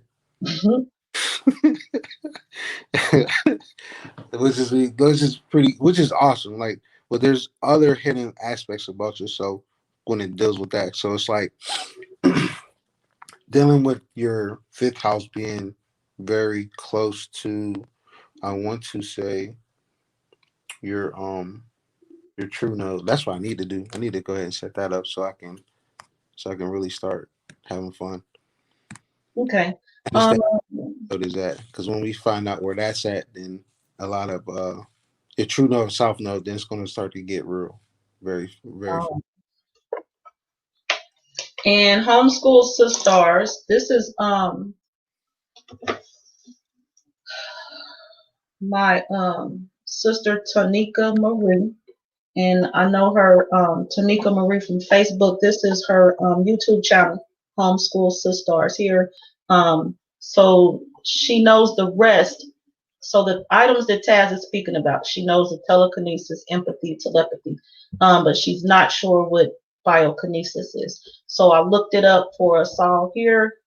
And biokinesis is derived from the words bio and kinesis, where in biology, bio is related to a living organism, and kinesis means an activity of a cell. So, biokinesis is the ability to control and change one's genes, DNA, by just using the psychic powers of mind. That's dope. Well, generally, I didn't know what it was neither. So we're learning, we're building. This is what we do. Generally, everyone's interest about biokinesis is to change their eye color. Okay, I've not done that. But if biokinesis is possible, then it means it is also possible to change not only eye color, but also hair and skin color. Mm. Okay, now my hair color, we could talk about that. We can talk about that. Cause my hair changed. My hair has black and brown things going on sometimes, Mm. and I'm gonna have to watch that and see. I'm gonna have to keep track of when it's black and when it's brown and what that's about. Mine is mainly from red. Mine's go red to brown, red to brown. Yeah, and when it comes to some other things, telekinesis, all that, I know I have a relationship with light at times, and that's all I'm gonna say. Um, Now, some other people here, or some other people I know, say things, they know things, they do things, not really realizing what they're saying or sharing. Um, and I'm gonna find this comment here. Right quick, right quick, right quick, right quick, right quick. And few moments. Here you go. This one right here, Phoenix Rising. Y'all see that light that burst? I have a relationship with some light, and the Phoenix, there's this transition. And I know I'll say that my relationship with light applies when I get like really angry, really irritated, really like almost outside of this physical form. And I just, yeah, me and the light has a relationship. And that's all I'm gonna share because I don't need nobody in my face about no stuff. But yeah, Brother Taz, I hear you, I see you, I hear you, I see you. What else Taz saying right now? You can start by putting notes all over the place that you wrote, stating what new color eyes you want, and keep reading them every time you come across them. Um, Maybe I gotta see if I want a different eye color. DNA will begin to follow suit with your command. Interesting. I'm taking notes. Right now, first though, I'm gonna chart my hair color because it be having some things going on, as I mentioned. We are just about 2 hours in. I could go all night, it's okay. Um, did you have anything else you wanted to share with us? See what Ramutef Qeb. Yeah, so now I found out where your south node and north node is. Like I said, it's like opposite of my own. So your south node is in Taurus. Your Mm-hmm. true node is within Sekhmet. Well, not Sekhmet, Serket, um, Scorpio, but it also might be within Ophiuchus as well. Mm-hmm. All because of where its placement is at. So from looking at that, how they say you gotta be, how they say you're being called to something very great, and it's within certain aspects of your life when it's dealing with um, certain abilities that you possess. Mm-hmm. You're coming out of what you call as your comfort zone, which is being um, kind of rooted at nature, and you're being called to do very mystical and powerful things. That's what I see from here. Mm. Okay. That's very interesting. Very interesting. So when it comes to it, to even give weight to it, I put it like this: the more you deal and dwell with the spirit, the more you become successful. Definitely. I could see that so far. hmm That's, Definitely. that's exactly what I'm looking at right now. Definitely. But however, Uh-oh. however, there's a lot of things you need to work on. Now Oh, that, for sure. What we got? now that I'm looking at this, so it's like, all right, so um, all right, so a lot of planets in a sense got you locked down in a sense. It's a lot of areas, especially when it comes dealing with your comfort zone in a sense. When looking into it even more, that comfort zone is the reason why you stay in that position. But you kind of unlocked a couple of them just from talking just now. However, that Jupiter and Saturn right now is literally something that you can benefit you, but at the same time you gotta literally watch out, especially all because where your moon is at. But your moon gives way to a lot of things. So when dealing with your emotions, as long as you can keep those at check to those individuals that need it versus those who just waste energy on, you'll start Yeah. to move towards um move towards basically your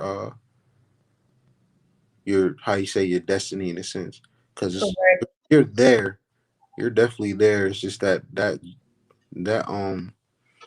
mm, I agree. And that's something I have been working on. I agree. What's next? there's a whole bunch of things, but you got a lot of things in Hey, your just give me two more. you got a lot of things in your favor.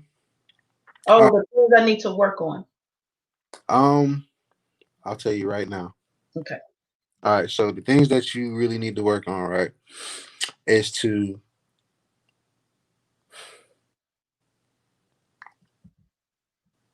learn how to challenge yourself in all different type of new possibilities. Okay. When it comes to that, it's basically creating your own destiny, writing your name in our story versus his story. Basically, be more personal when it comes to the dreams that you have and this foresight that you see.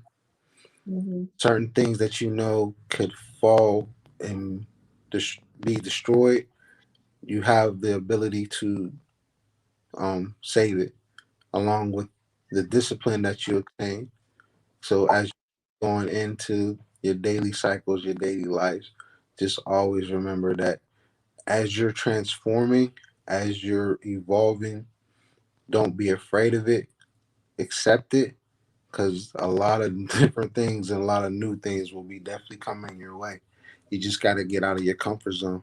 And when you figure out what your comfort zone is and the reason why that comfort zone is there, then it's going to bring way, or how you say, break towards or break you through that door that you need to walk through.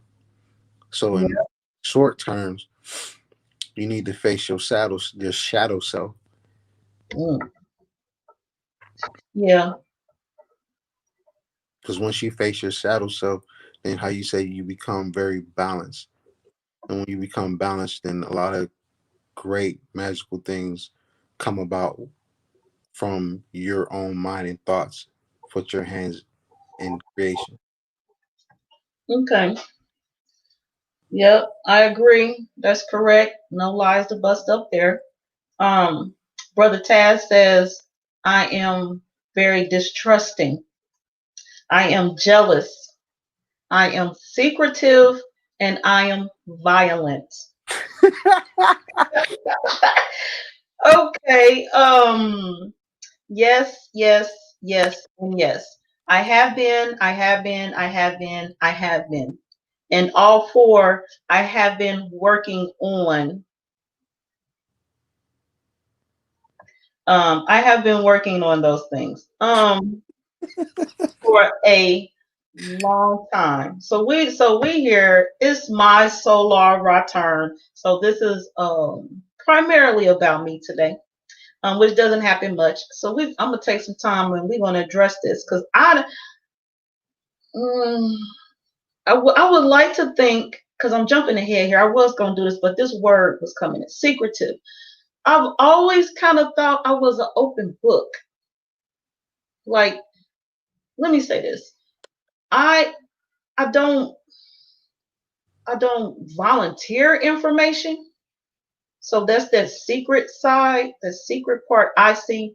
But if you ask me, oh, I'll tell you. I don't got no problem telling you. I will outright tell you. No hesitation. Now I might hesitate and wonder why you asked me that, but I will tell you though. And depending on who you are, I'll tell you. I'm not just about to tell anybody anything, but definitely, if it's something to it, I don't have no problem telling it. Distrusting and jealousy, um, and the violence. I would say that all came from bad relationship choices. With Because of the amount of trust that I assumed was present, and there were violations.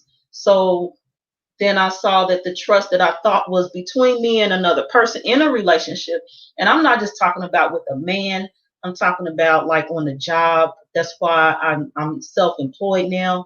There's been relationships where the distrust was created. And so I saw a patterns of distrust like after each other. And I had to pull back and wear my mask that Ramutef talked about earlier to protect myself. Um, Jealousy came from mostly uh the violence, and that was the relationships. The jealousy, I would say, came from bad and poor choices in relationships. And all of these things, I know I've known about for some time. I would say at least 6 years. That, along with my facial expressions, all things about the same time came to a head, and I started working on them all at the same time. And I do continue to work on those. I'm doing very well. I could tell y'all some stories, and I've came a long way, baby, as they say in the commercials. Um, let's see here.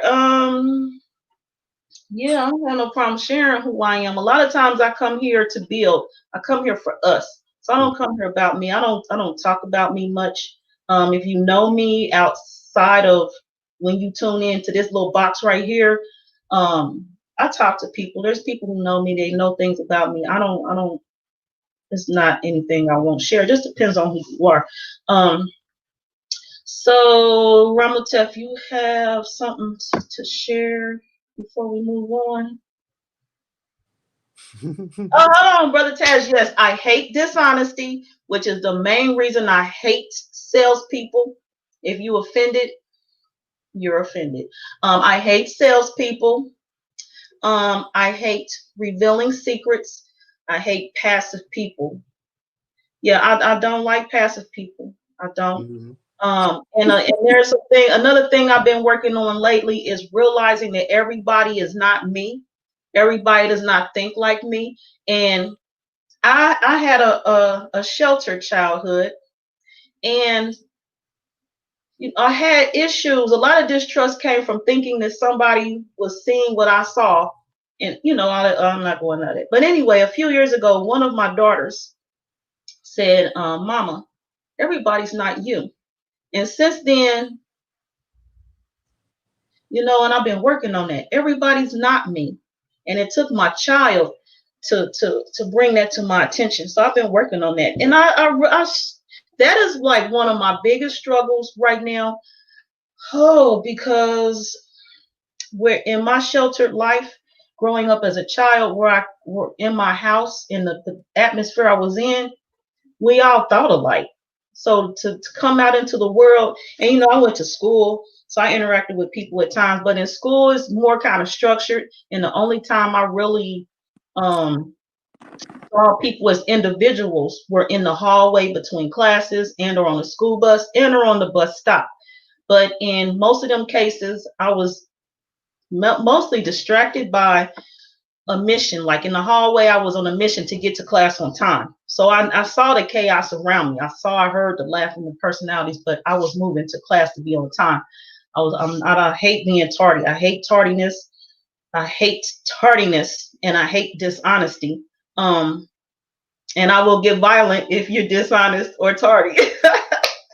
Anyway, on the school bus, my mama always taught me, you get on that bus to get a ride to school. Because if I have to take you to school, it's a problem. So I got on the bus and I sat down and I put my hands in my lap and I was quiet and I got that ride to school and I got the ride home from school.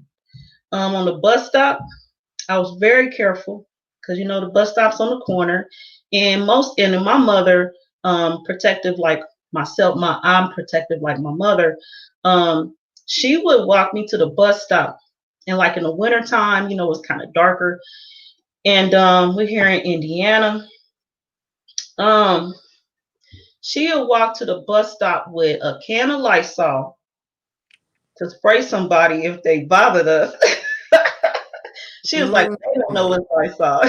And she walked with a crowbar. So she walked with the crowbar next to her, can of lights on this head. So I was like, okay, so anyway, Wow. Wow. anyway, what was we talking about? You were talking about who you are. I have anyway, I forgot what I was talking about. What my point was. I was Spraying people. people not being like me.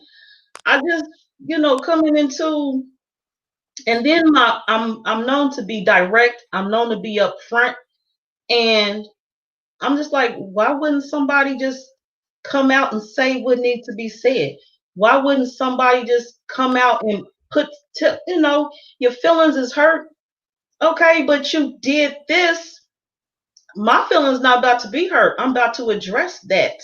So, I mean, how can people mistreat somebody, but you want to be feeling hurt because I addressed that you attempted to mistreat me?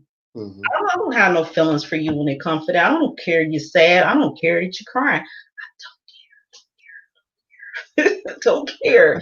Um, yeah, I just was like, so one thing when it comes to relationships, we talking about my past relationships and distrust and all this stuff. I always got this notion. Yes, Shay, you. Yes, we be knowing. I've had this notion, and this is something else I've come to work on too recently. My relationships with men.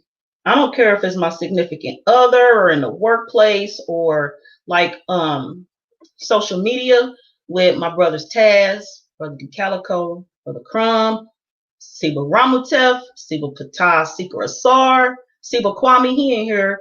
Um, I really felt like I knew I learned that men had a dominance, a presence that was different than a woman. So I'm thinking anything I could do, some things, anything I can do, a man definitely should be able to stand there and get it done. So I'm thinking if I can stand up and voice how I feel and be honest and straight to the point, why is this man beating around the bush, pussyfooting around? What is you talking about? Can you just tell me what you trying to say? That's me. And I get frustrated because I'm like, I thought a man, if I can do it, what a man can. What's the problem? So I've been working all by myself, trying to figure out how I can just get direct and to the point. And a man won't be pussyfooting around. Well, I was trying. I was gonna. What are you saying? Can we just the conversation be that much shorter if you just say what you're trying to say? Just trying. Trying is the problem word. Trying. Um, but I went off on this tangent right now. We're gonna bring it back. But yeah, everybody's not me. I've been working on that. Tragic. That's an obstacle right there. I just don't know how things is possible. Things are what they are. I sit and talk to myself a lot. So I'm doing it online right now. Live. Okay, y'all just experienced a Tisha Nicole moment. Joy Allen's back. So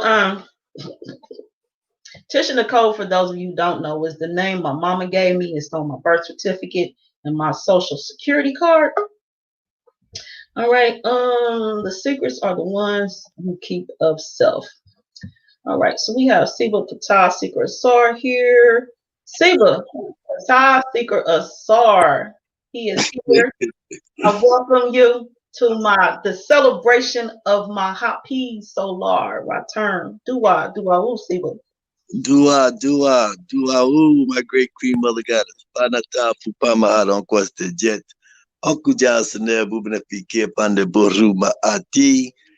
Neferu, Mesoru to you, my great queen mother goddess. Happy born day and solar return. I am honored just to be on your platform. Memoirs of a Comic Dynasty with with all the family, the Ramech. And I just wanted to be here at this time. I wanted to wish you a Neferu Mesueru. Maybe everybody would join in with me at this time. Nefer Mesueru to you. Nefer Mesueru means happy born day and solar return so that everybody knows. So we're trying to express this with the first frequency and using the Medu Netta to sing the song. And I cannot sing, but I'm going to sing for you, great Yes, you queen. can. Go ahead and sing that song, Siba. Nefer Mesueru to you. Nefer Mesueru to you.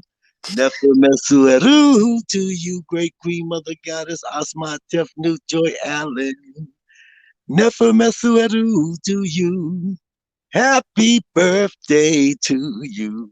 Happy birthday to you. Happy birthday.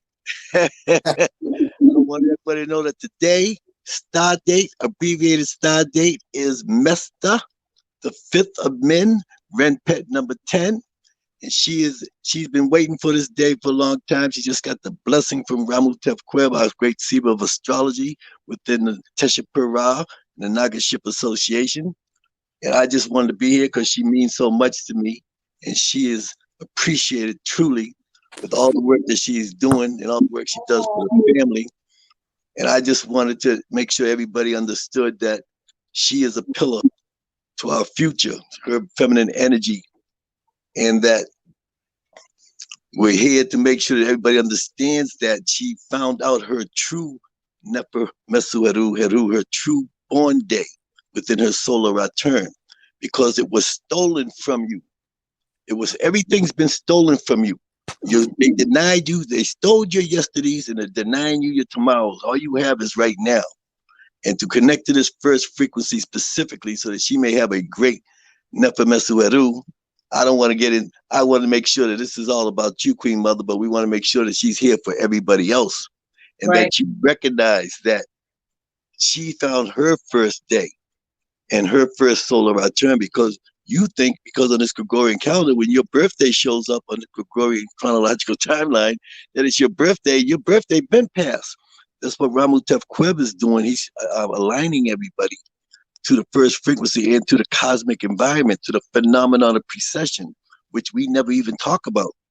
So actually, we're all lost in space because we're on this Hellenistic paradigm doctrines of injured humanity. So when we align ourselves, we know that for those of you who are scholars, young scholars, or who want to do their due diligence, we've already performed our rituals before. We let you know that they stole your star date, your star birthday, because you're on the lunar cycle calendar. Don't mind. I'm on my big screen. I'm looking at you on the big screen TV, Queen Mother Goddess. I just want to make sure. Happy birthday to you. So they stole your birthday on the Gregorian chronological timeline. And so we're presenting the Neteru logical star timeline to you. This is what Ramutef Qeb is doing. He's introducing it to you through astrology. But do not forget to tether the astronomy with the astrology, because we have to have our science, sacred science, our divine math, and our cultural, cosmic, collective consciousness, spirituality. We have astrology and astronomy to have absolute accountability and star validation so we can regain our spirituality, to know about our story. This is what we're here to do, find out our story, and our story is in the stars. Without the stars, we cannot attain our true spirituality or manifest through this first frequency. So I just wanted to be here for the Queen Mother Goddess because she is one of my top students, my top Sebats, my top Mutnatat, my top Hemet, the feminine energy. And I just wanted to be here to share this moment with her. And I'm so glad she got blessed by Ramutef Qeb and gave her the astrological perspective and alignments, the celestial alignments to the cosmic environment. So she received that today, and she acknowledges that this is her true Neferu Mesueru, not on the 24th of November.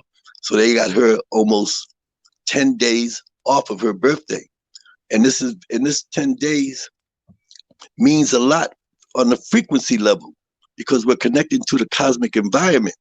Mm-hmm. Like Ramutef said at the beginning, the earth has motions. It rotates on its axis. It revolves around the sun, the yearly aspect, and then the earth is tilted 23.5 degrees from vertical, which makes it wobble, and that wobble is 26,000 years, which is called the phenomenon of precession.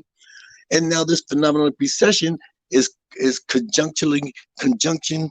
It makes a conjunction with the star Septet and Sirius A, Sirius B, with the constellation of Orion, and with the constellation of the Pleiades, which has the major star of Alcyone. And right now, on an astronomical level, we have just entered into the new age order, the great golden age of Mara Piasa, here around our quadrant of the Milky Way galaxy. And as we added the Pleiades, we're entering into the proton belt of Pleiades for another 2,000 years. So this is a very monumental moment here. It's very auspicious. It's a very happy time for us. And so we want to make sure that she's celebrating this and receiving the energy on a spiritual level. And I'm just here just to be here to be with my Queen Mother Goddess. I just didn't want to end the show and I wasn't here. So I just wanted to be here for this time. And I want to take away from what Ramutef is expressing to you. I know there's more there he wants to uncover about you. Okay. So I just wanted to say Neferu, Mesueru to you, my great divine Queen Mother Goddess, our most revered and honorable Asma'at Tefnut, Joy Allen, and Anuk Yosai Patasik Assad. I want to say to you, Neferu, Mesueru, happy born day and solar return. Dua, dua, dua. Dua, Usiba. And actually, I had Ramutef finish out before you came so that when you arrived, you can continue on as you see fit. No, I'm okay. I'm okay. I want to hear Ramutef's blessings right now. I just wanted to be here for you and say and give my blessings to the Ramets that are listening. Dua, dua, dua to everyone who's listening here today on the Memoirs of a Comic Dynasty. And we're all here to celebrate your Neferu Mesueru. I see Ben Levi L. He's in there. He's doing his thing.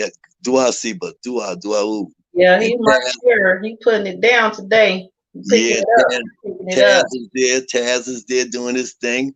And the Queen Mother Goddesses and your sister, everybody's showing support for you. And that's what it's all about. So I'm going to bow out, retreat, fall back, and give the platform back to Ramutef Qeb. And today's abbreviated start date is Mesta, the 5th of Min, Renpet, year number 10, AFNK/ST, after the founding of New Kemet, Naga Kemet, Samai Tawi, phenomenal precession, New Age order, the great golden age of Mana Piasa. And I just want to say dua, dua to you, my great Queen Mother Goddess. Dua, we'll see, but Pata Secret Star. Dua. Atun Ra, Perhotep. Atun Ra.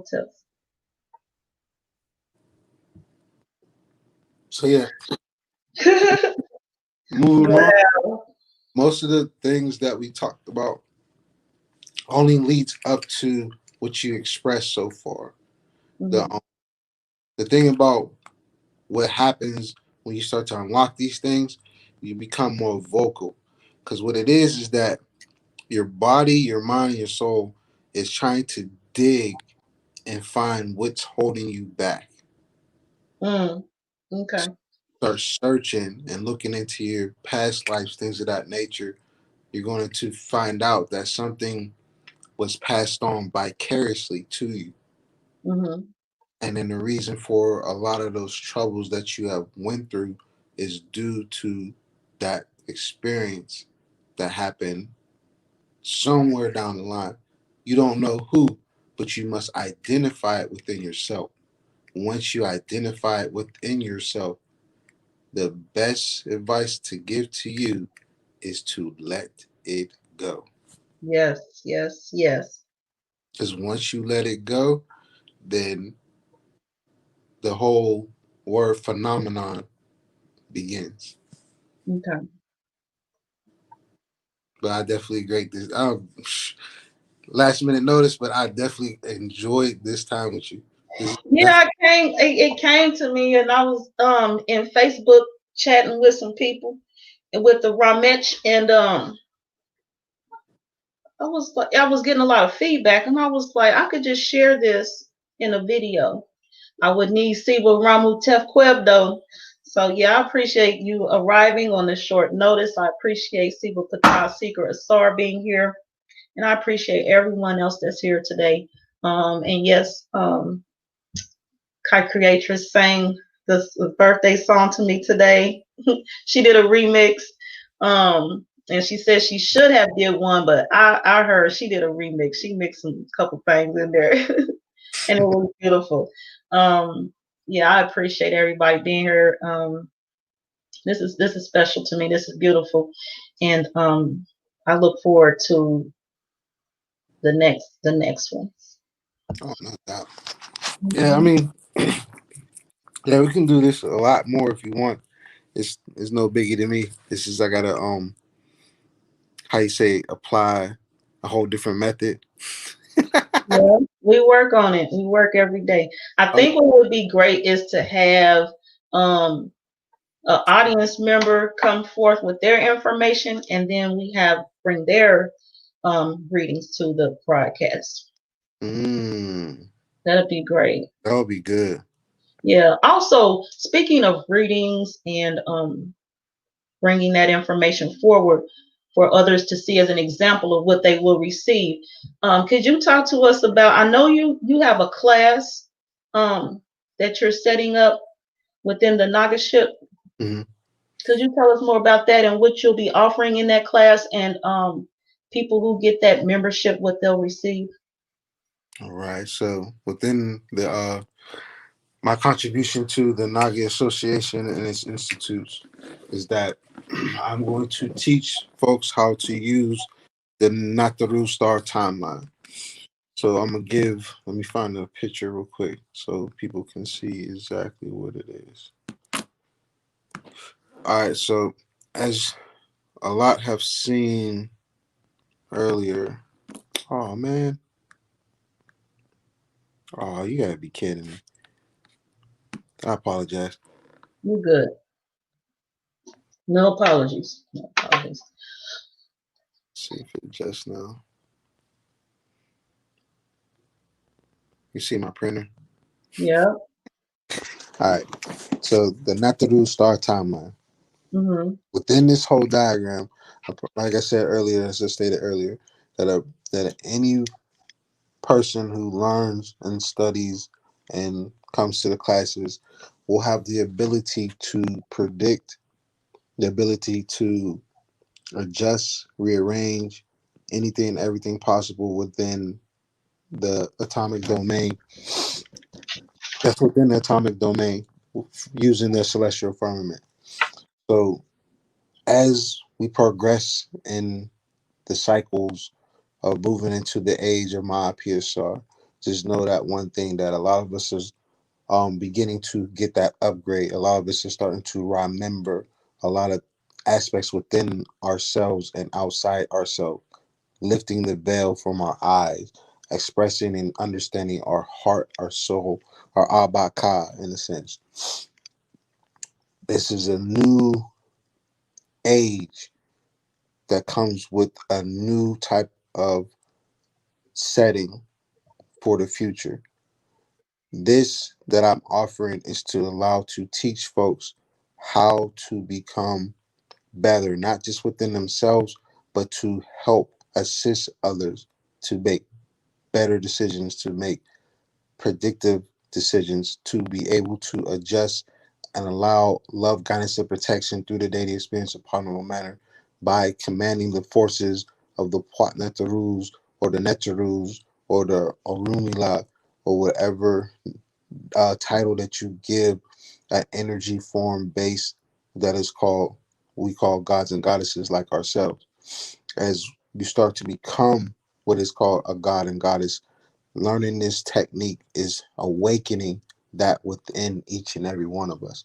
And the way to do that, there's a process that I'm going to perform, or a ritual that I'm going to form with my team as we help awaken that part within you. Because what happens after you find that what keeps you locked down, trust and believe you're going to have what is known as the the phenomenon of being, and it's a very weird thing. I'm not gonna lie to you. It's a very weird thing. Definitely a weird feeling, but once you adjust, rearrange, and recalibrate yourself, not just to your star, but aligning your chakras, the star alignments, everything that's out here. Dang, Venus is bright as heck right now. Yeah, I'm sorry. I'm just looking out my window. This Venus is like real bright outside right now. But what I'm to answer the question, what I'm teaching is folks how to use the Neteru star timeline as well as understanding astrology, astronomy from all different forms and aspects of how we interpretate this plane or reality.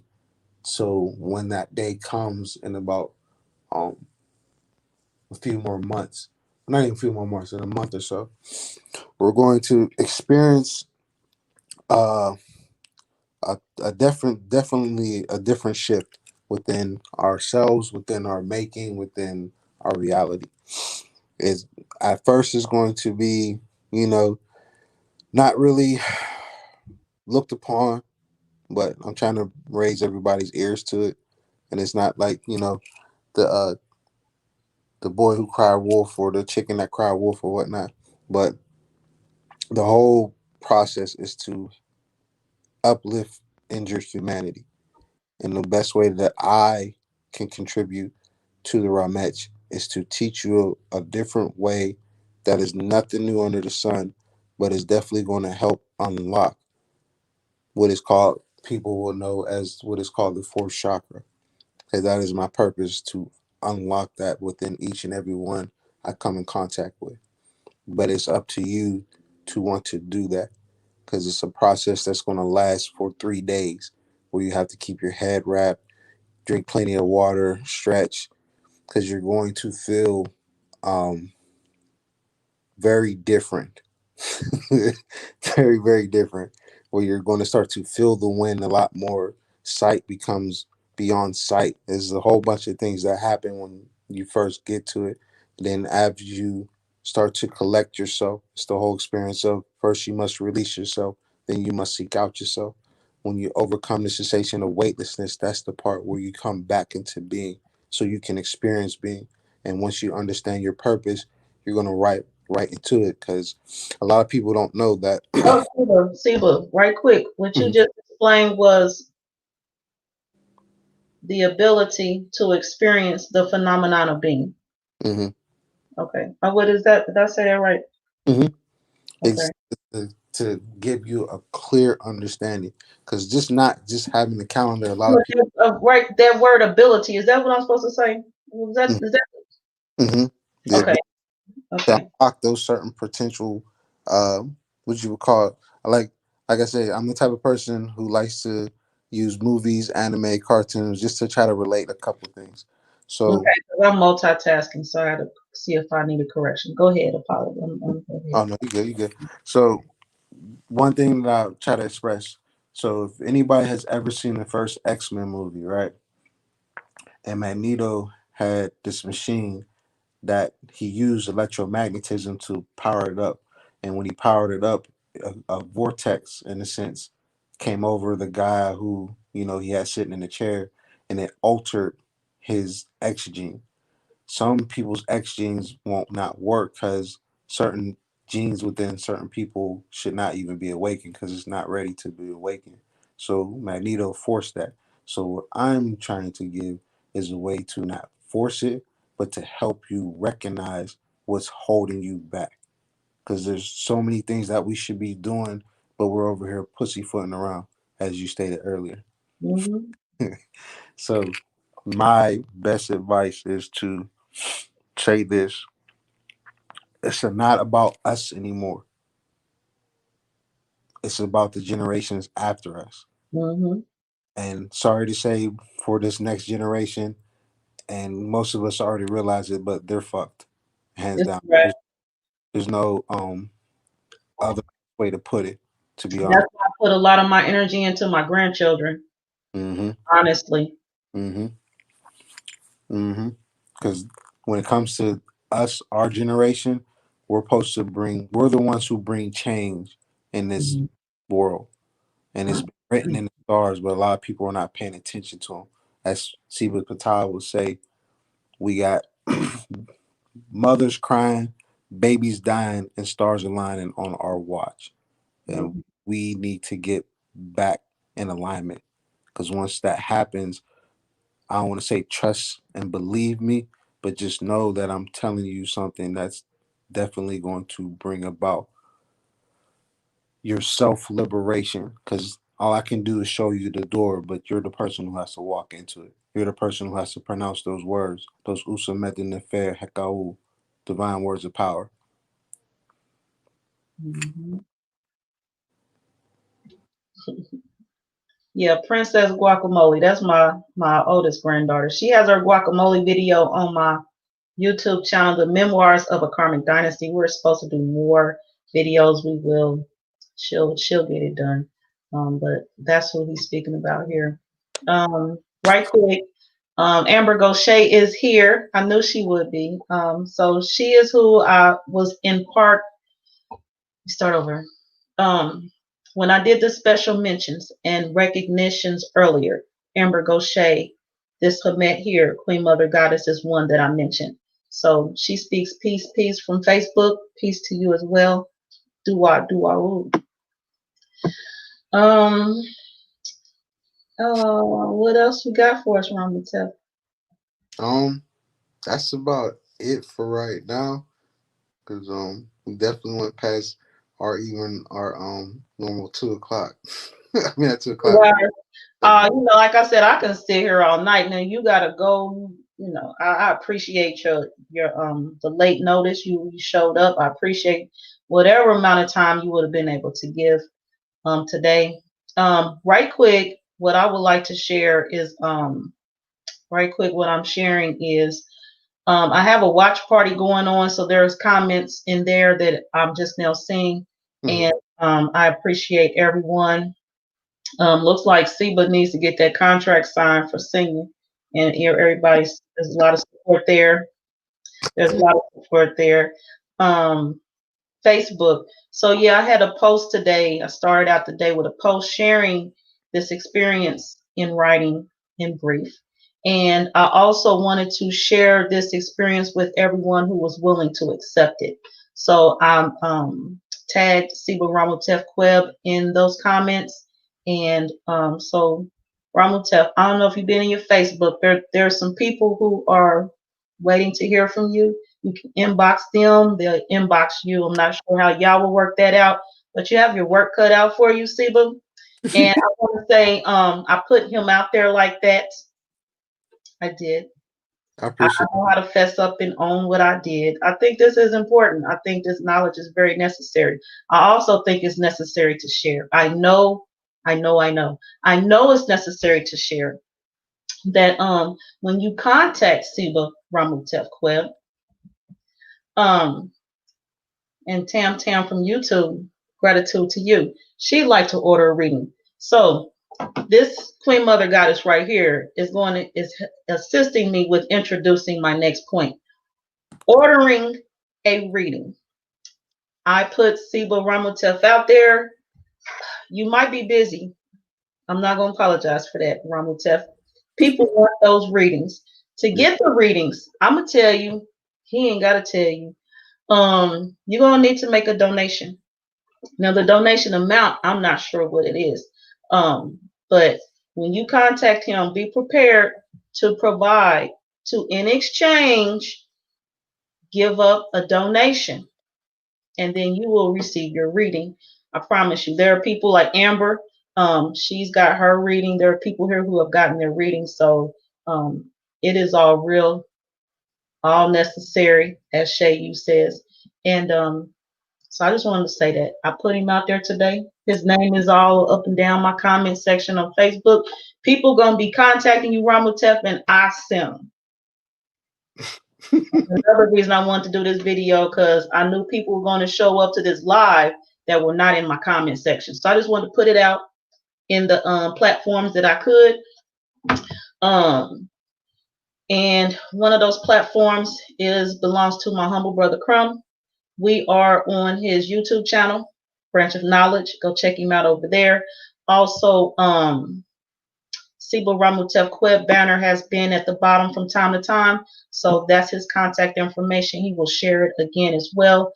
And also, Brother Crumb, you can check him out on Facebook and YouTube at Crumb TV and Instagram at Crumb TV _. And of course, as always, when you go to Brother Crumb's YouTube channel, we know, master students know, he wants you to smash that subscribe button, like, comment, share. So that's all I have. And also, we spoke about the calendar. It is the Crumb TV edition of the ancient Khemetic Rasaurian calendar. The link is in the description if you'd like to order one of those as well. Siwa Ramutef Qeb, share your last thoughts if you have any. Also, share with everyone who you are and where they can find you. Hold up. All right. First and foremost, Mr. Nefer Haru, Gregorian birthday to you. Definitely happy solar return coming up for all generations to come. I honestly greatly appreciate you. You've done so much with little effort. So it's going to be amazing to see when you put like not even a notch into it. It's probably going to be like crazy, crazy, crazy. But I definitely understand. I definitely understand you a lot more than I used to know. Granted, 'cause my thing, and then also as a disclaimer, the information that you give me and I give back to you, I do not keep because it's for you. It's not mine. I have my own. I don't Yeah. know anybody else's. I'm just good to read up on it, come back to it. But I'm the type of person who likes to do everything from scratch. Likes to do it from hand. So everything that I do is going to be, in a sense, a slow process, but not necessarily because I'm advancing a lot more. But my closing words is that, again, it's not about us. It's about the generations after us. Mm-hmm. We are the change. You are the change. Everyone listening here, past, present, you are the change. When you start to realize that part about yourself, please, please, please find your purpose. And if you need help or guidance, come seek me, and I'll definitely direct you to a plethora of individuals like myself, but under different type of systems. But those systems still work. Is the only thing is that once the Netheru Star timeline comes out, it's going to literally change the dynamics of a lot of things.